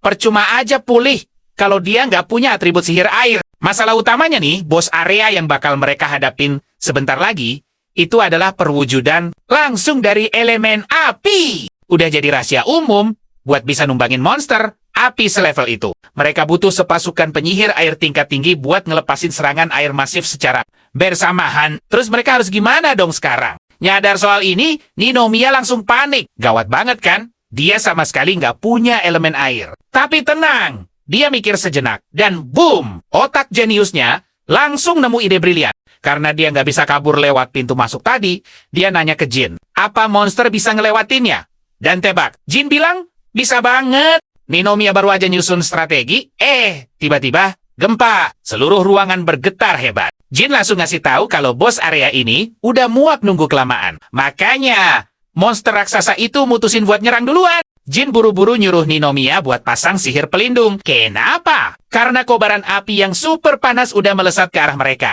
Detik berikutnya, kekacauan total. Ledakan dahsyat terjadi, dan mereka tiba-tiba udah dikepung lautan api yang bisa menghanguskan apa aja jadi debu. Gila! Ngeliat daya hancur bos ini, Ninomiya sampai merinding. Serius deh, seumur hidup dia belum pernah ngadepin ancaman semengerikan ini. Ruangannya mulai runtuh, berantakan. Tapi untungnya, Ninomiya bereaksi cepat dan berhasil melindungi dirinya serta teman-temannya dari bahaya aman. Begitu debu mulai reda, bos area ini akhirnya nunjukin wujud aslinya. Dan astaga, penampilannya beneran ngasih aura ancaman tingkat tinggi. Realita menampar keras Ninomiya. Semua ruangan yang mereka lewatin dari tadi, itu cuma jalan lurus yang sengaja disiapin buat nemuin bos ini. Sadar kalau diam aja di sana, cuman bakal bikin mereka makin celaka. Ninomiya ngambil keputusan tegas, mereka harus segera kabur dari sana secepat mungkin. Ninomiya kemudian ngasih tahu Mimi kalau dia punya satu permintaan super penting, dan Mimi harus bergerak sendiri begitu nerima arahan ini. Ninomiya lalu berlutut di samping Mimi buat nyampein detail rencananya. Pas Ninomiya lagi asyik ngejelasin, bos area itu nyerang tanpa ampun. Ninomiya dan timnya terpaksa lompat sana-sini buat ngehindar. Dengan lincahnya, Ninomiya pakai pijakan pegas buat melesat pergi dan lolos dari serangan si bos. Begitu dia noleh ke belakang, dia lega ngeliat Mimi udah berlari kencang menuju pintu tempat mereka. Masuk tadi. Untungnya, status monster Mimi bikin dia bisa ngelewatin pintu itu dengan mulus. Ninomiya cuma bisa berdoa semoga Mimi berhasil, karena nasib mereka ada di tangannya. Ninomiya lalu nekat lari ke arah si bos sambil ngebuka lubang portal di belakangnya. Ini semacam saluran pembuangan yang bisa ngeluarin benda apa aja. Tepat di momen itu, si bos nyiapin serangan gelombang kedua. Tapi Jin gerak secepat kilat, menebas serangan itu demi ngelindungin tuannya. Kerem Panjet. Ninomiya berterima kasih banget atas bantuan Jin, tapi dia bilang kalau Jin nggak perlu repot-repot ngelindungin dia lagi habis ini. Ninomiya ngebongkar rencananya dia bakal jadi umpan hidup, sementara Jin harus ngincar kaki bos itu dan nebasnya buat mengunci pergerakannya. Target utamanya, bikin bos itu terjebak pas di bawah portal yang baru aja dia buat. Tanpa buang waktu, Jin langsung melesat beraksi. Sambil ngeliat Jin bertarung, Ninomiya berdoa penuh harap supaya rencana Mimi berjalan lancar. Soalnya, kartu as mereka ada di tangan gadis itu. Sebelumnya, dia nyuruh Mimi buat keluar dari museum dan lari terus ke arah hutan sampai nemuin sebuah danau besar. Di luar sana, Mimi ternyata udah nemuin danaunya, dan tanpa ragu, dia langsung nyebur. Sementara itu, Ninomiya sibuk narik perhatian si bos ke arahnya. Nggak lama kemudian, Jin berhasil nemuin celah sempurna. Dan dia sama sekali nggak nyia-nyiain kesempatan emas itu. Serat, dia nebas kaki monster itu! Bikin si bos tumbang dengan satu kaki. Ninomiya puas banget Jin sukses ngelakuinnya, karena si bos sekarang tepat di bawah portal. Sisanya, tinggal nunggu Mimi. Plot twist. Ternyata, diam-diam, Ninomiya udah masang ujung portal satunya lagi di dalam peti harta. Karun milik Mimi sebelum dia pergi. Cerdas banget kan? Begitu peti itu diletakkan di dasar danau dan terhubung sama portal pembuangan milik Ninomiya tadi. Bam! Permainan sesungguhnya baru dimulai. Tiba-tiba aja, bos area yang berapi-api itu ngerasain ada tetesan air jatuh menimpa kepalanya. Pas dia ngedongak ke atas, ada aliran air deras tumpah dari dalam portal. Intinya, seluruh volume air danau itu langsung mengguyur tubuhnya sekaligus. Gila! Di tengah guyuran air Ninomiya teriak nyuruh Jin berlindung di belakangnya, supaya dia bisa bikin dinding penahan biar mereka nggak ikut tersapu arus. Dengan sigap, Ninomiya ngebangun dinding penjara kokoh yang langsung memblokir semua air deras itu. Dari luar, Ninomiya akhirnya bisa napas lega. Syukurlah, semua rencana gilanya berjalan dengan sangat mulus. Asal kalian tahu, buat ngalahin bos ini secara normal tuh butuh satu regu penuh hunter elit yang menguasai sihir elemen air tingkat tinggi. Karena di sana nggak ada sumber air sama sekali. Satu-satunya cara ya nyuruh Mimi lari ke danau. Sementara dia nyiapin jalur portalnya. Jenny, taktik ini sukses bikin air dalam jumlah raksasa tumpah ruah ngehantam si bos. Saat bos itu tenggelam nggak berdaya, inti kehidupannya terekspos jelas, Jin langsung ngasih aba-aba buat serang. Tanpa ragu, Ninomiya ngeluarin pedang panjangnya, memberikan tebasan pamungkas, dan akhirnya menumbangkan monster raksasa itu selamanya. Nggak lama, Mimi ikutan tersapu keluar dari portal bareng sisa-sisa air. Ninomiya buru-buru nyamperin dia sambil ngasih pujian selangit atas kerja kerasnya. Pas Ninomiya masih sibuk berterima kasih, tiba-tiba, jelep, sebilah pedang misterius ikut jatuh dari atas. Ninomiya melongo. Gimana enggak? Di depannya sekarang tertancap sebuah pedang keren yang memancarkan aura sihir luar biasa. Awalnya dia bingung setengah mati, tapi Jin langsung nyuruh dia ngambil pedang itu. Karena itu ternyata item rahasia di area ini. Mendengar itu, Ninomiya langsung shock campur kegirangan. Bajancin aha item rahasia kayak gini tuh super langka dan peluang dapetinnya hampir mustahil. Jin ngejelasin kalau pedang itu kemungkinan besar tersembunyi di dasar danau. Dan secara nggak sengaja ikut terseret arus air tadi. Oke Vanje. Nggak pakai lama, Ninomiya ngikutin saran Jin. Dia menggenggam gagangnya kuat-kuat. Lalu mencabut pedang legendaris itu dari tanah. Momen yang epic banget. Boom! Gelombang energi super besar meledak keluar. Dan coba tebak, jendela status akhirnya muncul. Pedang ini namanya pedang cahaya mistis. Katanya sih, senjata ini menyimpan kekuatan luar biasa. Tapi efek spesialnya masih menjadi misteri. Karena Ninomiya benar-benar penasaran, ya mau tidak mau dia harus mencobanya langsung. Tiba-tiba, BAM! Ruangan itu bergetar hebat. Sumpah, ini sukses bikin Ninomiya kaget jantungan. Tapi tenang saja, Jin langsung menyuruh Ninomiya untuk santai. Getaran barusan, itu cuma tanda kalau mereka baru saja menaklukkan bos area ini. Keren kan? Intinya, labirin bawah tanah ini sedang bergerak menyesuaikan diri. Dan dalam sekejap mata, jalan menuju area berikutnya langsung terbuka lebar di depan mereka. Ninomiya langsung menyusuri jalan itu. Dia menjadi yang pertama keluar dari lubang jalanan. Tepat di perbatasan distrik Koabi dan distrik Sai, dia langsung tersenyum puas. Kalau begini ceritanya, mereka pasti akan sampai di distrik 1 dalam waktu yang sangat singkat. Walaupun sudah melewati banyak rintangan gila, dia bersyukur mereka bisa sampai sejauh ini. Tapi tunggu dulu. Saat Jin baru mau keluar, Ninomiya mendengar langkah kaki sekelompok hunter mendekat. Gawat! Dia buru-buru menyuruh Jin kembali bersembunyi. Jelas saja, dia tidak mau para hunter itu melihatnya jalan bareng seekor monster. Tidak butuh waktu lama, para hunter itu sampai di depan Ninomiya. Dengan tatapan curiga, mereka langsung menginterogasi apa yang dia lakukan di tempat super berbahaya ini. Ninomiya cuma menggaruk kepalanya yang tidak gatal. Tapi dengan sekali lirik, dia langsung sadar. Ternyata mereka ini tim penyelamat dari asosiasi hunter. Tiba-tiba, terdengar suara dari arah belakang. Seseorang menyuruh teman-temannya untuk santai sedikit dan menurunkan senjata mereka. Pria itu melangkah maju sambil fokus menatap tabletnya. Dan coba tebak reaksinya. Matanya terbelalak kaget saat sadar kalau cowok di depannya ini adalah hunter liar tingkat S. Pria itu langsung membocorkan sesuatu yang gila. Ternyata, rumor tentang Ninomiya sudah menyebar luas di mana-mana. Kenapa? Karena dia sukses menaklukkan area bos sendirian. Benar-benar monster. Senang bukan main bisa menemukan sang legenda. Pria ini tidak mau basa-basi lagi. Dia langsung memberikan penawaran super menarik. Dia meminta Ninomiya untuk bergabung dengan timnya.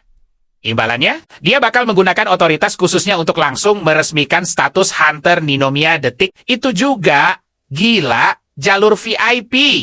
Mata Ninomiya langsung berbinar-binar mendengarnya. Serius nih. Ini adalah momen yang sudah dia tunggu-tunggu selama bertahun-tahun lamanya. Tapi yang terjadi selanjutnya, mengejutkan. Ninomiya dengan tegas menolak tawaran itu. Rahang para hunter langsung jatuh. Sang ketua tim jelas kebingungan.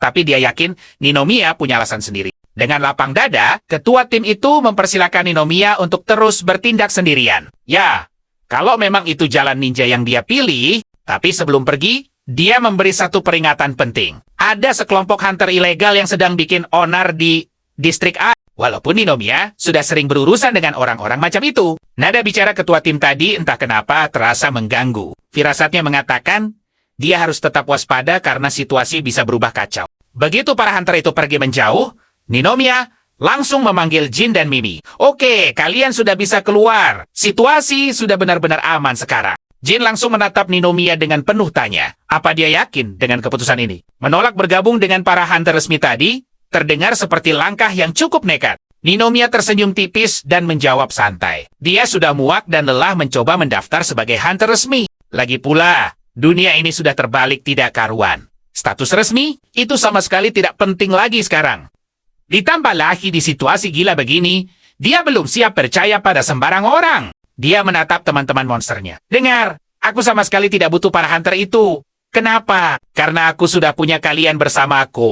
Baginya, Jin dan Mimi adalah partner terbaik dan paling bisa diandalkan. Mendengar kata-kata manis itu. Wah, wajah kedua monster itu langsung memerah seperti tomat. Tidak lama setelah itu, mereka akhirnya tiba di distrik Ia. Tapi, tunggu dulu. Ninomiya memutuskan untuk memindai seluruh area ini sebelum mereka melangkah lebih jauh. Kemampuan pemindaiannya langsung aktif. Dan kejutan apa yang dia dapatkan Ada satu titik lokasi yang menunjukkan tanda super aneh. Hal ini jelas membuat rasa penasarannya meledak. Benda misterius macam apa yang bersembunyi di sana? Tanpa basa-basi, Tsukasa dan kawan-kawannya langsung meluncur ke distrik Iwatani. Di sana, mereka menemukan sebuah taman hiburan. Dan tanda misterius dari hasil pindaiannya tadi berasal dari tempat ini. Ini adalah kali pertama seumur hidupnya dia menemukan tanda seaneh ini. Instingnya bilang, membiarkannya begitu saja bisa jadi petaka besar. Makanya, dia rela membatalkan rencana awalnya ke distrik barat untuk menemui. Sebenarnya, Tsukasa ini paling anti yang namanya membuang-buang waktu dengan rute memutar. Tapi dia sudah bertekad, mari kita selesaikan misteri di taman hiburan ini secepat kilat, supaya kita bisa langsung kembali ke misi utama. Baru saja mereka melangkahkan kaki ke dalam taman, Mimi tiba-tiba mengeluarkan suara peringatan. Monster kecil itu jelas merasakan aura yang sangat tidak beres. Tsukasa langsung menyapu pandangannya. Dan bingo, ada objek aneh tergeletak di depan sana. Dia mendekati sebuah prasasti yang berisi peringatan keras Jangan Sentuh. Benda ini menyimpan kekuatan penghancur super dahsyat. Rasa penasarannya memuncak. Siapa sih yang tidak akan penasaran dengan hal sekeren itu? Tsukasa terus bertanya-tanya. Kekuatan penghancur macam apa ini sebenarnya? Tapi, Jin langsung menahannya. Hati-hati. Benda itu kemungkinan besar adalah sebuah jebakan bencana. Ini bukan jebakan sembarangan. Perangkap skala besar ini sangat langka dan jauh berbeda dari biasanya. Masalah utamanya, tidak ada yang tahu pasti efeknya. Kecuali ada yang cukup gila untuk mengaktifkannya. Mendengar itu, Tsukasa sukses dibuat terpaku. Gila. Padahal, dia sudah membaca habis seluruh arsip perpustakaan asosiasi. Tapi, istilah jebakan bencana ini baru pertama kali dia dengar. Sejujurnya, tangannya sudah sangat gatal ingin menyentuh dan membuktikan sendiri benda apa itu. Tapi untungnya, Tsukasa menggunakan otak sehatnya. Dia memutuskan untuk mundur perlahan. Mencari masalah dengan benda aneh ini? Oh, itu jelas bukan ide yang bagus saat ini. Tanpa melihat ke belakang lagi, mereka segera meninggalkan area tersebut. Tim kecil ini mulai menembus masuk ke dalam hutan lebat, mencari jalan pintas menuju distrik barat. Tapi ampun deh, perjalanan ini sama sekali tidak mudah. Tsukasa sampai kewalahan mengimbangi yang lain. Dia mulai mengomel karena peta sialan itu tidak menyebutkan kalau hutannya setebal ini. Di tengah perjalanan yang melelahkan itu, tunggu.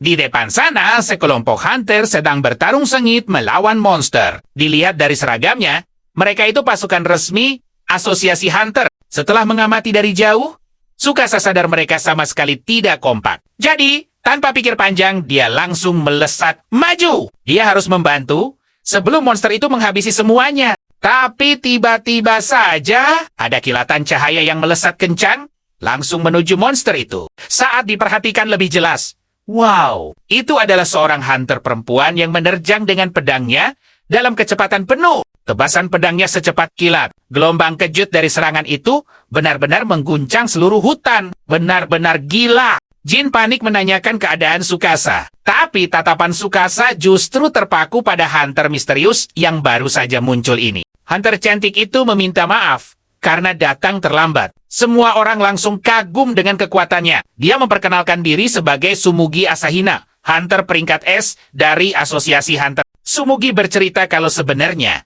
dia sedang melacak bos wilayah laut. Tapi begitu melihat mereka kesulitan, dia tidak bisa diam dan langsung turun membantu. Tsukasa terus mengamatinya dalam diam. Dia sangat yakin serangan barusan itu jelas bukan level hunter biasa. Tapi, tunggu dulu. Tiba-tiba saja, Tsumugi mulai mengumpulkan tim untuk berburu bos wilayah itu. Bersamanya, Tsukasa hanya menggelengkan kepala. Naif sekali. Membawa hunter level rendah hanya akan menjadi beban dan memperlambat pergerakannya. Sudah bisa ditebak, para hunter itu langsung berebut mengikutinya. Tapi Jin segera sadar kalau Tsukasa sama sekali tidak tertarik bergabung dengan rombongan itu. Jadi, mereka memilih diam-diam pergi dari sana. Saat tiba di sebuah tepi sungai, Tsukasa menatap ke depan. Sepertinya mereka masih harus melewati banyak lembah dan sungai. Instingnya berbunyi, ada yang menguntit. Tsukasa langsung berseru, memanggil sosok itu dan bilang kalau dia sudah sadar sejak tadi. Karena sosok itu keras kepala dan bersembunyi.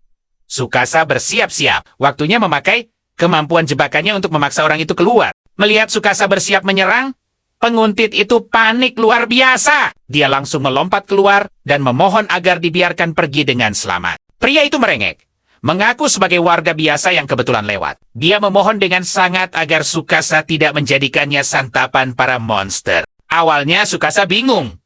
Apa maksudnya? Tapi, begitu melihat Mimi berdiri di sebelah pria itu, oh, sekarang semuanya masuk akal. Tsukasa menenangkan kakek itu dan mengenalkan dirinya sebagai seorang hunter independen dengan teman perjalanan yang sedikit unik. Begitu tahu Tsukasa adalah seorang hunter, pria itu langsung bernapas lega, seolah menemukan pahlawan. Dia terus memohon pada Tsukasa, mengaku tersesat dan sangat butuh pengawalan ke tempat aman. Tsukasa berpikir sejenak. Mengubah rute sekarang akan memakan waktu yang sangat lama, padahal dia sendiri sedang terburu-buru mengejar waktu.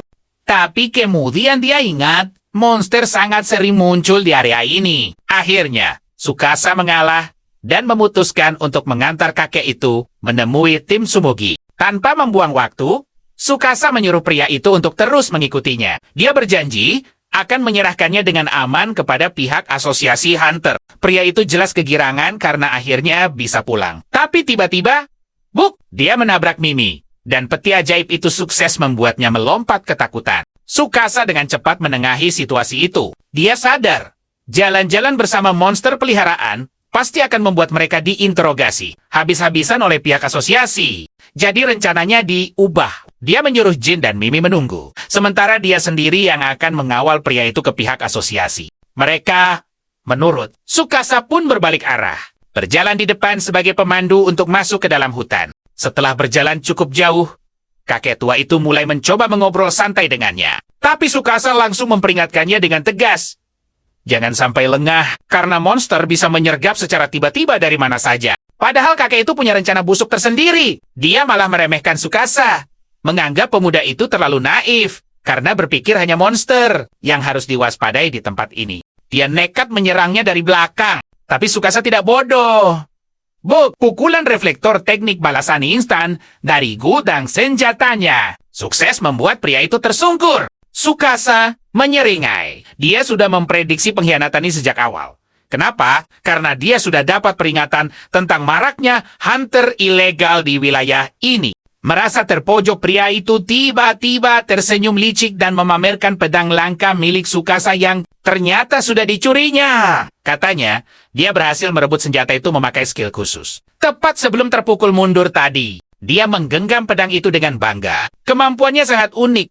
Dia bisa langsung memindai peralatan lawan, lalu mencuri barang dengan tingkat kelangkaan paling tinggi. Sadar kalau Tsukasa sangat tangguh, si bandit merasa sangat yakin kemenangan ada di tangannya berkat senjata langka itu. Penuh percaya diri, dia melesat menyerang Tsukasa. Tapi klik, kakinya tanpa sengaja menginjak jebakan.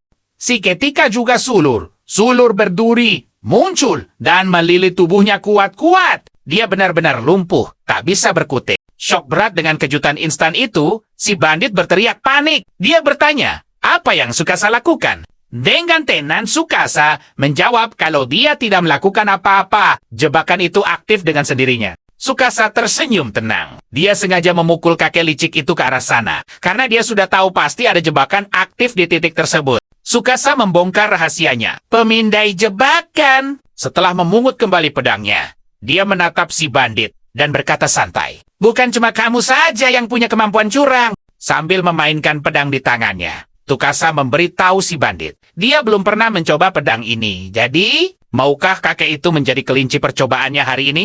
Mendengar itu, tubuh pria itu gemetar ketakutan dan memohon agar Tsukasa mengampuninya. Demi kebebasannya, dia membocorkan rahasia tentang item super langka yang tersembunyi di area tersebut. Mendengar info menarik ini, insting Tsukasa bangkit dan menuntut penjelasan detail. Kalau di hari biasa, Tsukasa tidak akan percaya pada omong kosong bandit ini. Kenapa? Karena dia sudah memakai pemindai jebakannya. Tapi, sama sekali tidak mendeteksi harta karun sehebat itu.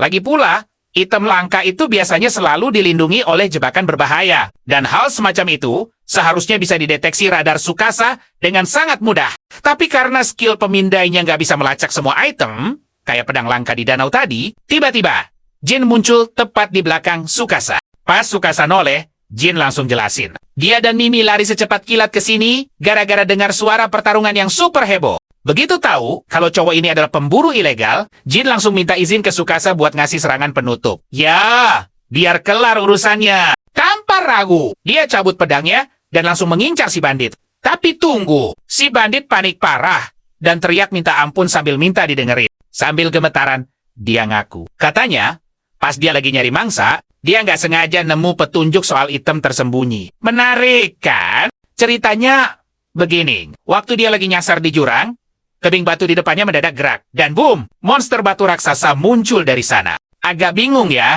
Tsukasa nanya dong, apa hubungannya monster itu sama item tersembunyi? Si bandit ngegas, bilang kalau monster segede itu pasti lagi ngejaga lokasi harta karun. Logis juga sih.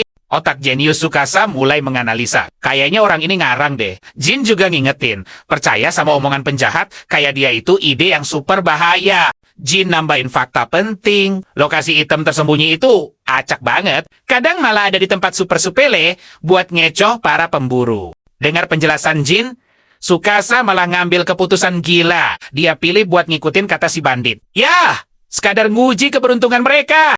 Dia juga diam berharap item itu bisa bantu mereka ketemu Shiori. Akhirnya, dia nyuruh si bandit jalan duluan, tapi tali ikatannya nggak bakal dilepas. Jaga-gaga. Tapi mendadak, ada suara ledakan keras tepat di belakangnya. Detik itu juga, Tsumugi muncul, bawa serangan mematikan. Untung Tsukasa sempat ngehindar. Pas Jin lari nyamperin Tsukasa, Tsumugi langsung nuduh kalau Tsukasa itu si pemburu ilegal yang lagi buron. Wah, salah paham parah nih. Tsukasa sadar cewek ini udah dapat info hoax, tapi masalahnya, para pemburu dari asosiasi udah ngepung dan nutup jalan Jin. Sambil siap-siap tempur, Tsukasa ngasih kode ke Jin buat hati-hati. Dia bilang, kita lagi dituduh ya enggak nih. Nggak buang waktu sedetik pun. Tsumugi langsung menyerang Tsukasa habis-habisan. Tapi sering, perisai kayu Tsukasa muncul tiba-tiba. Dan sukses nyelamatin kepalanya dari tebasan maut. Hati-hati dong, Mbak. Tsumugi makin nekan. Waktu tahu Jin dan Mimi itu temannya Tsukasa, dia malah makin yakin kalau Tsukasa itu penjahatnya. Sambil nangkis serangan, Tsukasa nyoba jelasin kalau dia salah orang. Pas si bandit asli diam-diam kabur, Jin malah nanya ke Tsukasa, boleh aku habisin mereka aja nggak? Mendengar itu, Tsumugi langsung shock berat. Hah, monsternya bisa ngomong. Tenang. Tsukasa langsung larang Jin nyerang mereka. Dia malah nyuruh Jin buat bawa Mimi dan segera kabur dari sana. Tanpa babi bu, Jin langsung nyamber peti harta karun monster dan melesat pergi. Kecepatannya gila banget, sampai pasukan Tsumugi cuma bisa cengol ngeliat debunya doang. Tapi ancaman belum kelar. Tsumugi berhasil ngehancurin perisai Tsukasa dan bikin cowok itu terdorong mundur. Cewek tangguh ini nyuruh pasukannya buat ngepung Tsukasa. Biarin aja monster yang lain. Karena dia yakin banget Tsukasa ini bos besarnya. Sambil senyum meremehkan, Tsumugi muji keberanian Tsukasa yang ngorbanin diri demi temennya. Tapi dia ngingetin, sekarang posisimu 4 lawan 1. Nayera aha. Oh, kalian pikir dia terpojok? Tsukasa malah senyum santai. Dia manggil pedang langkanya dan bilang teman-temannya disuruh pergi justru. Biar dia bisa ngetes seberapa ganas pedang ini ngelawan banyak orang. Genggaman mengerat pada pedangnya. Sekarang, waktunya buat main kasar. Para pemburu rengga itu pada ketawa meremehkan. Ngeles doang nih bocah, pikir mereka. Mana mungkin dia bisa menang cuma pakai pedang super pendek kayak gitu. Jadi, mereka langsung maju, menyerbu. Mereka ngabaikan perintah Tsumugi. Dan ini kesalahan fatal. Tsukasa pakai skill cipta jebakan buat bikin arena pinball. Dadakan, dia lempar pedangnya dan swing. Swing! Swing! Pedang itu mantul ke sana kemari, ngehajar para pemburu sampai mereka kocar-kacir. Tsumugi ngelihat jebakan gila itu dan mulai sadar. Cowok di depannya ini jelas bukan orang sembarangan. Sementara itu, semua anggota party yang kena tebasan pedang Tsukasa langsung tumbang. Mereka mengerang kesakitan, ngerasa badan mereka kayak kebakar. Waktu ngecek lukanya, mereka baru nyadar mereka kena racun. Tsukasa nangkep pedangnya balik. Wah, ternyata siapapun yang kegores pedang ini bakal langsung kena efek status negatif. Kurang kabis. Pas dia lagi asyik kagum sama efek pedang yang kayaknya masih punya kejutan lain, Tsumugi tiba-tiba menyerang dan brak. Pedang Tsukasa terlempar jauh dari tangannya. Niat cewek ini simple. Dia cuma mau lindungin teman-temannya. Buat dia, nyingkirin pedang itu adalah kunci utama buat menang mutlak. Sekarang, senjata utamanya udah lepas dari genggaman. Tapi bukan Tsukasa namanya kalau panik. Pakai skill jebakannya, dia bikin benang gaib buat ngendaliin pedang itu dari jauh, dan seraak, pedang itu melesat dan menebas Tsumugi dari belakang. Dia panik, ngira udah kena racun, tapi pas dia pegang punggungnya, loh kok beku? Ternyata, kali ini serangan berelemen es. Gila kan? Tsukasa senyum puas. Dia ingat, tadi pedang pendek ini berubah warna pas dia pegang. Artinya,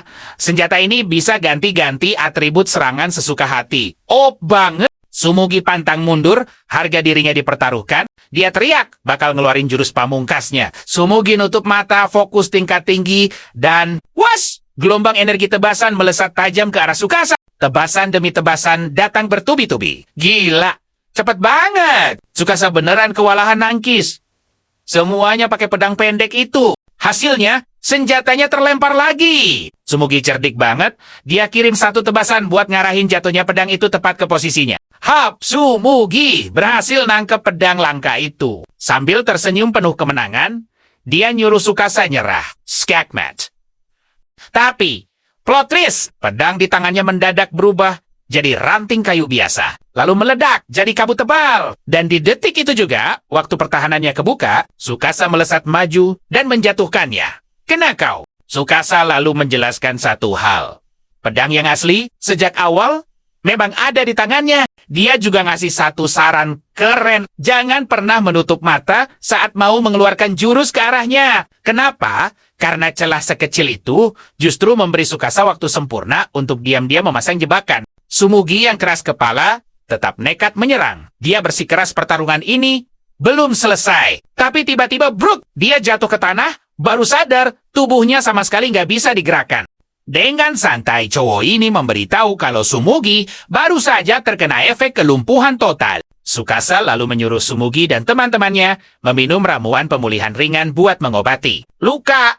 Jelas aja Tsumugi kaget luar biasa. Dia langsung bertanya, kenapa Tsukasa berbaik hati dan menolak mengalahkan mereka. Tapi jawabannya bikin merinding. Tsukasa sama sekali nggak niat mencuri atau mengalahkan mereka. Dia cuma mau menghentikan pertarungan yang sama sekali nggak ada gunanya ini. Dia berjalan mendekat, menatap matanya, dan menegaskan kalau dia bukanlah pemburu ilegal. Gila kan? Baru pada detik itulah Tsumugi akhirnya benar-benar percaya. Padanya, cewek ini akhirnya minta maaf atas semua kesalahpahaman konyol tadi. Masalah ini pun resmi selesai. Tapi tunggu! Tiba-tiba, tanah bergetar hebat. Seekor monster batu raksasa berlari kencang ke arah mereka. Melihat itu, Tsukasa langsung mikir, apa ini monster yang sempat dibahas si bandit tadi? Tsumugi langsung berteriak ngasih tahu kalau monster itu adalah bos area. Dan yep, ini persis monster yang sejak awal dicari-cari oleh dia dan timnya. Dia lalu menunjukkan alat sensornya yang berbunyi nyaring. Terkonfirmasi, itu adalah bos area ilegal. Dari sudut matanya, Tsukasa menangkap pergerakan aneh. Si pemburu ilegal diam-diam mencoba kabur dari sana. Sialnya, monster itu juga menyadari kehadiran pria tersebut. Bam! Bos batu itu menghantam tanah, menciptakan retakan besar yang bikin si pemburu ilegal tersandung dan jatuh telentang. Tanpa basa-basi, Tsukasa langsung pakai portal teleportasi miliknya untuk mencegat cowok itu. Dia butuh penjelasan Sekaren Hyuga. Setelah sedikit diancam, si pengecut yang gak berguna ini akhirnya ngaku. Semua omongannya tentang monster tadi ternyata 100% fakta. Tapi kali ini ceritanya beda. Dia sengaja membangunkan monster itu supaya ngamuk dan mengejar kelompok Tsukasa. Sayangnya, rencana busuknya gagal total karena Tsukasa dan kawan-kawan ternyata gak terpancing mengejar dia. Jadi, pada akhirnya, malah dia sendiri yang dikejar-kejar habis-habisan sama makhluk raksasa itu. Kena karma! Emosi Tsukasa langsung meledak. Dia memarahi pria itu karena nekat banget. Padahal udah tahu kalau monster itu ternyata bos area level tinggi. Tapi belum sempat interogasinya berlanjut. Bayangan raksasa menutupi mereka. Monster batu itu siap meninju. Dengan refleks kilat, Tsukasa langsung melompat mundur untuk menghindari hantaman brutal tersebut. Di momen menegangkan itu, Tsumugi berusaha mundur membawa anak buahnya. Tapi gawat! Monster raksasa itu melihat pergerakan mereka dan langsung bersiap melancarkan serangan balasan. Untunglah Tsukasa bertindak cepat. Dia pakai sihir pembuat jebakannya untuk menjatuhkan ember tepat ke kepala bos monster itu. Benar-benar memancing emosi dan mengalihkan perhatiannya seketika. Bos area itu langsung menatap tajam ke arahnya. Sumugi cuma bisa melongo melihat aksi gila Tsukasa. Tanpa ragu, cowok ini langsung berlari ke dalam hutan, memancing monster itu mengejarnya. Semuanya berjalan mulus, sesuai rencananya. Dia merasa lega karena para pemburu yang terluka bisa punya waktu buat pulih. Sementara dia sibuk mengulur waktu membawa monster itu pergi. Sementara Tsukasa asik berlari mencari arena pertarungan yang pas. Tebak apa yang terjadi? Jin dan Mimi malah lagi asyik bersantai menikmati suasana di pinggir sungai. Jin menajamkan pendengarannya. Dia bilang ke Mimi, kalau dari tadi ada suara dentuman keras, persis seperti tebing batu yang lagi runtuh berantakan. Dan boom, monster raksasa itu mendadak muncul tepat di depan mereka. Lebih gilanya lagi, ada Tsukasa yang terlihat berpegangan erat pada tubuh monster tersebut. Begitu Tsukasa melihat teman-teman partinya, dia langsung ngasih aba-aba. Waktunya bertaruh. Mereka harus bekerja sama menumbangkan bos area ini. Mau kabur juga percuma. Karena makhluk batu raksasa itu sudah mengunci Tsukasa sebagai target utamanya. Saat Tsukasa memutar otak cari cara menghancurkan kulit batu yang super keras itu, wah, rentetan tebasan angin menghantam si bos area. Yap, Sumugi dan para pemburu lainnya akhirnya datang membantu. Cewek tangguh ini memanggil nama Tsukasa dengan lantang. Dia meminta satu hal. Mari kita hajar monster raksasa ini sama-sama. Tsukasa jelas kaget melihat mereka kembali secepat ini. Tapi Sumugi tersenyum, bilang kalau berkat bantuan Tsukasa lah mereka bisa pulih 100%. Dan siap tempur sekarang juga. Baru sadar kalau Tsumugi tiba-tiba tahu namanya. Tsukasa langsung kebingungan. Cewek itu lalu menunjukkan profilnya di dalam database pemburu. Tertulis jelas di sana, Tsukasa adalah legenda hidup yang sanggup menumbangkan bos area sendirian. Dia minta maaf karena telat menyadari hal itu, lalu memperkenalkan diri secara resmi. Tapi tiba-tiba, rekan satu timnya berteriak, panik! Bos area itu ternyata sama sekali nggak mempan diserang. Menyadari betapa alotnya monster ini, Sumugi langsung menatap Tsukasa. Dia bertanya, apa cowok ini punya rencana epik? Karena jujur aja, strategi Tsukasa pasti jauh lebih jenius daripada taktik apapun yang bisa mereka pikirkan. Tanpa ragu, Sumugi memohon padanya untuk memimpin pertempuran ini. Bahkan, mereka semua siap berjuang habis-habisan dan mempertaruhkan segalanya demi memenangkan. Pertarungan ini kaget melihat tekad luar biasa mereka padahal baru saling kenal. Tsukasa cuma bisa mikir, Sumugi ini sebenarnya gadis yang terlalu nekat. Atau memang punya hati yang sangat tulus. Tapi Tsukasa malas pusing mikirin itu. Yang penting sekarang mereka punya cukup tenaga tempur untuk menghabisi si monster batu. Detik itu juga, sebuah ide gila melintas di kepalanya. Tapi sebelum mulai mengeksekusi rencananya, dia memastikan satu hal. Apa mereka semua benar-benar siap bertarung persis sesuai dengan instruksi mutlak darinya? Sumugi mengangguk mantap. Meyakinkannya 100%. Melihat itu, para pemburu lainnya langsung patuh mengikuti kapten mereka. Semua orang mengeratkan genggaman di senjata masing-masing dengan tatapan tajam, lalu bersiap memasang jebakan pamungkas yang akan menumbangkan makhluk.